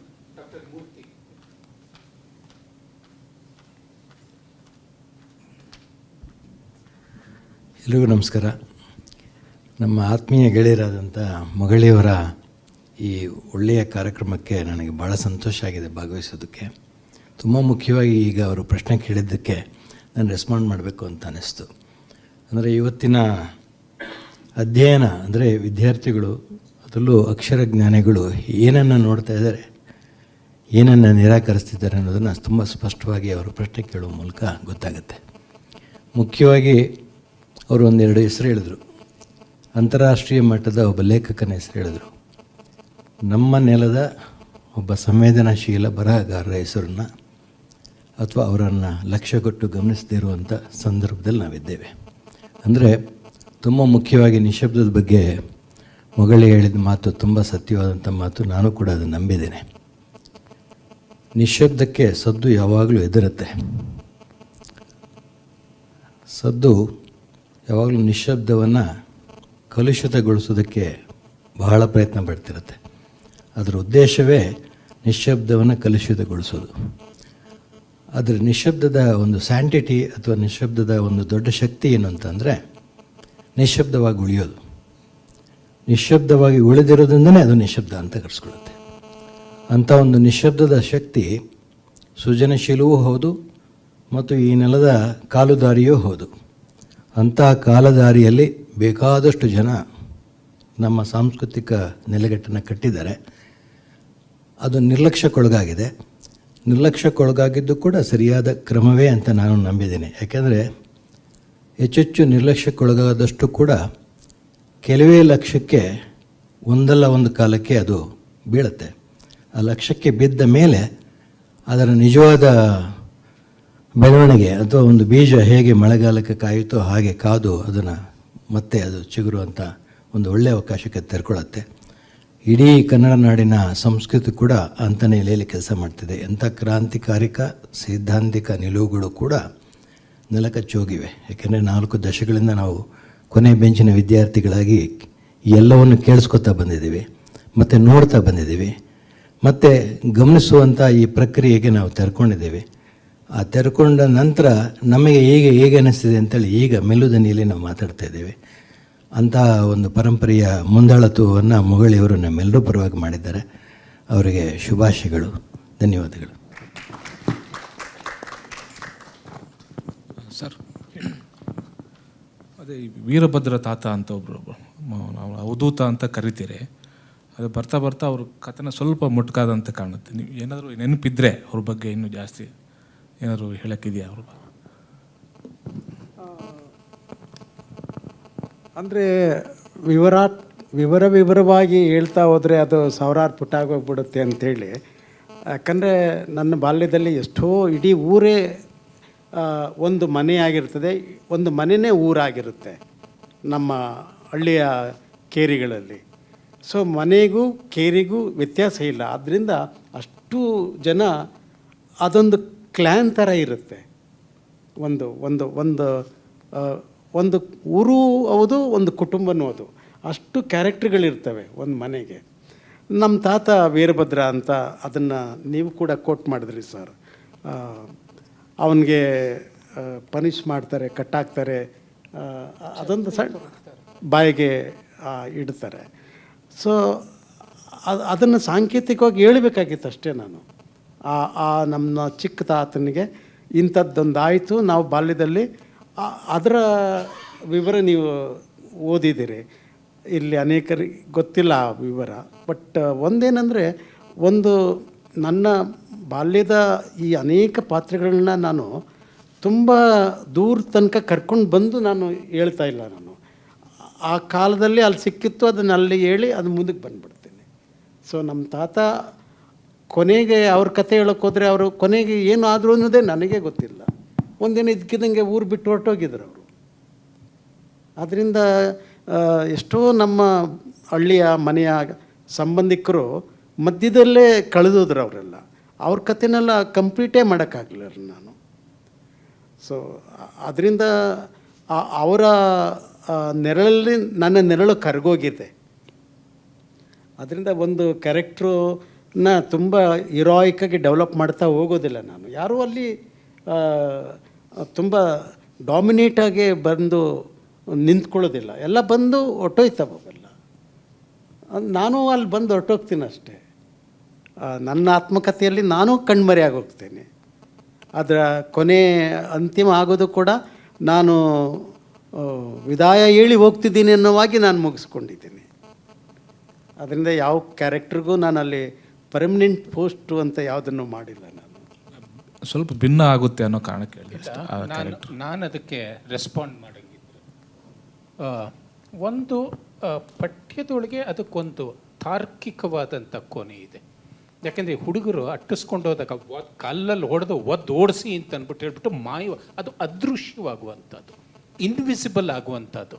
But ನಾನು ಪಠ್ಯ ಓದಿರೋದ್ರಲ್ಲಿ ಕೊನೆಯ ತನಕ ನನಗಿರೋದು ಒಂದು paradigm ಆಗಿ, ಪ್ರತೀಕವಾಗಿ ನನಗೆ ಕೊನೆ ತನಕ ವೀರಭದ್ರ ಇರೋದು ತಾತ. ಸೊ ನೀವು ಅದು ಇನ್ನೊಂದು ಸ್ವಲ್ಪ ಡೆವಲಪ್ಮೆಂಟ್ ಅಂದರೆ ಲಾಜಿಕಲಿನೇ ಕೂಡ ಅಲ್ಲಿ ಎಂಡ್ ಆಗೋಗುತ್ತೆ. ಬಿಕಾಸ್ ಹಿ ಬಿಕಮ್ಸ್ ಇನ್ವಿಸಿಬಲ್, ಅದೃಶ್ಯ ಆಗೋದು. ಸೊ ಆ ರೀತಿ ಅದಕ್ಕೆ ಒಂದು ತಾರ್ಕಿಕ ನೆಲೆನೂ ಕೂಡ ಇದೆ.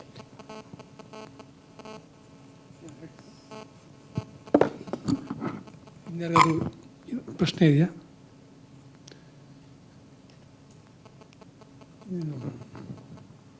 ಈ ಗೋಷ್ಠಿ ಕೊನೆಗೊಳಿಸೋಕ್ಕಿಂತ ಮುಂಚೆ ಪ್ರಕಾಶಕರು ಸೃಷ್ಟಿ ನಾಗರಾಜ್ ಒಂದು ವೇದಿಕೆಗೆ ಬರಬೇಕು ಅಂತ. ಬನ್ನಿ. ತುಂಬ ಸುಂದರವಾಗಿ ಪ್ರೊಡ್ಯೂಸ್ ಮಾಡಿದ್ದಾರೆ. ತುಂಬ ಶ್ರದ್ಧೆಯಿಂದ ಆರ್ಟ್ ವರ್ಕ್ ಬಗ್ಗೆನೂ ತುಂಬ ತಲೆ ಕೆಡಿಸ್ಕೊಂಡು ಸುಮಾರು ವಾರಗಟ್ಟಲೆ ತಡ ಮಾಡಿದ್ರು ಮುಖಪುಟ ಸಿಗೋವರೆಗೂ. ಒಂದು ಕೋರಿಕೆ, ಕೆಲವು ಕಡೆ ಇರಬಾರ್ದ ತಪ್ಪುಗಳು ಬಿಡಿ ಅದು ಸರಿ ಮಾಡೋಣ. ಹೇಳ್ಬಿಡ್ಬೇಕು, ಅದನ್ನ ಬೆಳೆಸಕ್ಕೆ ಹೋಗ ಬಿಡಿ ದಾಸ್ತೋವ್ಸ್ಕಿಯ ವಾರ್ ಅಂಡ್ ಪೀಸ್ ಅಂತ ಜಸರಾಜ್ ಕೊಡೋದು ಅದು ಹೆಂಗೆಂಗೋ ಅದು ಸರಿಯಲ್ಲಾಗಿದ್ದಾಗ ಹಂಗಾಗುತ್ತೆ ಮನು. ಆ್ಯಕ್ಚುಲಿ ಈ ಪುಸ್ತಕದಲ್ಲಿ ಸುಮಾರು ಸರಿಯಲ್ ಎಲಿಮೆಂಟ್ಸ್ ಇದೆ. In fact just joking. ಬನ್ನಿ ಬನ್ನಿ, ಅಲ್ಲ ಬಂದ್ಬಿಟ್ಟು ವಿಲ್ ಜಸ್ಟ್ ಕಂಗ್ರ್ಯಾಚುಲೇಟ್ ಯು.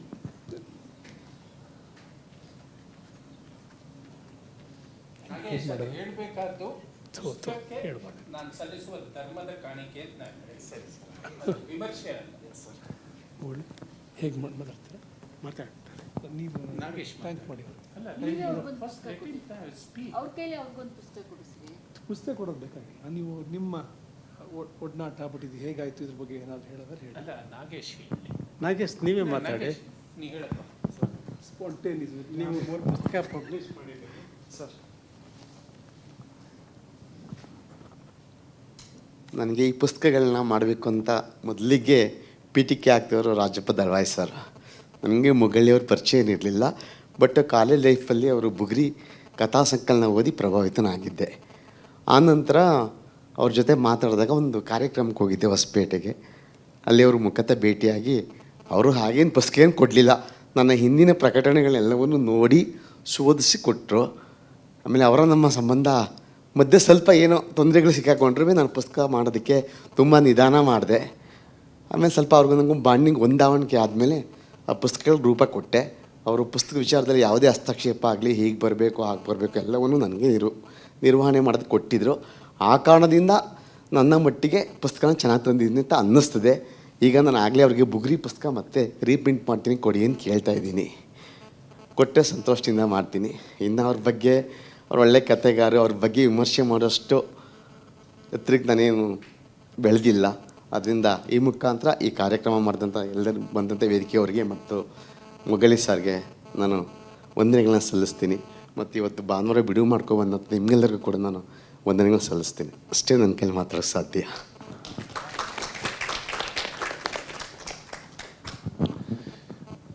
ಈ ಗೋಷ್ಠಿಯಲ್ಲಿ ಭಾಗವಹಿಸಿದ ಎಲ್ಲ ಸ್ನೇಹಿತರಿಗೂ ಧನ್ಯವಾದ ಹೇಳ್ತಾ, ನೀವು ಬಂದಿದ್ದಕ್ಕೂ ಧನ್ಯವಾದ ಹೇಳ್ತಾ, ಮುಗಳ್ಳಿಯವರಿಗೆ ಕೃತಜ್ಞತೆಗಳನ್ನ ಸಲ್ಲಿಸ್ತಾ, ಏನೊಂದು ಇದು ಅಂಬಿಷನ್ ಹೇಗಿದೆ ಅಂದರೆ ಒಂದು ರಿಯಾಲಿಟಿನೇ ಫ್ರೀ ಮಾಡೋಂಥ ambition from realism.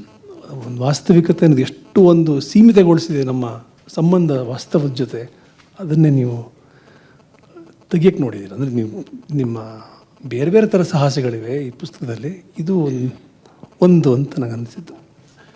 But thank you Mugali. BSc ಅವ್ರಿಗೂ ನಾವು ಕೃತಜ್ಞತೆಗಳನ್ನ ಹೇಳಬೇಕು. ಯಾಕೆಂದರೆ ನಾವು ಕೇಳಿದ ತಕ್ಷಣ ನಮಗೆ ಒಂದು ಡೇಟ್ ಕೊಟ್ಟು ನಿಮ್ಮ ಜೊತೆಲೇ ಇದ್ದಾರೆ ಮೊದಲಿಂದಲೂ.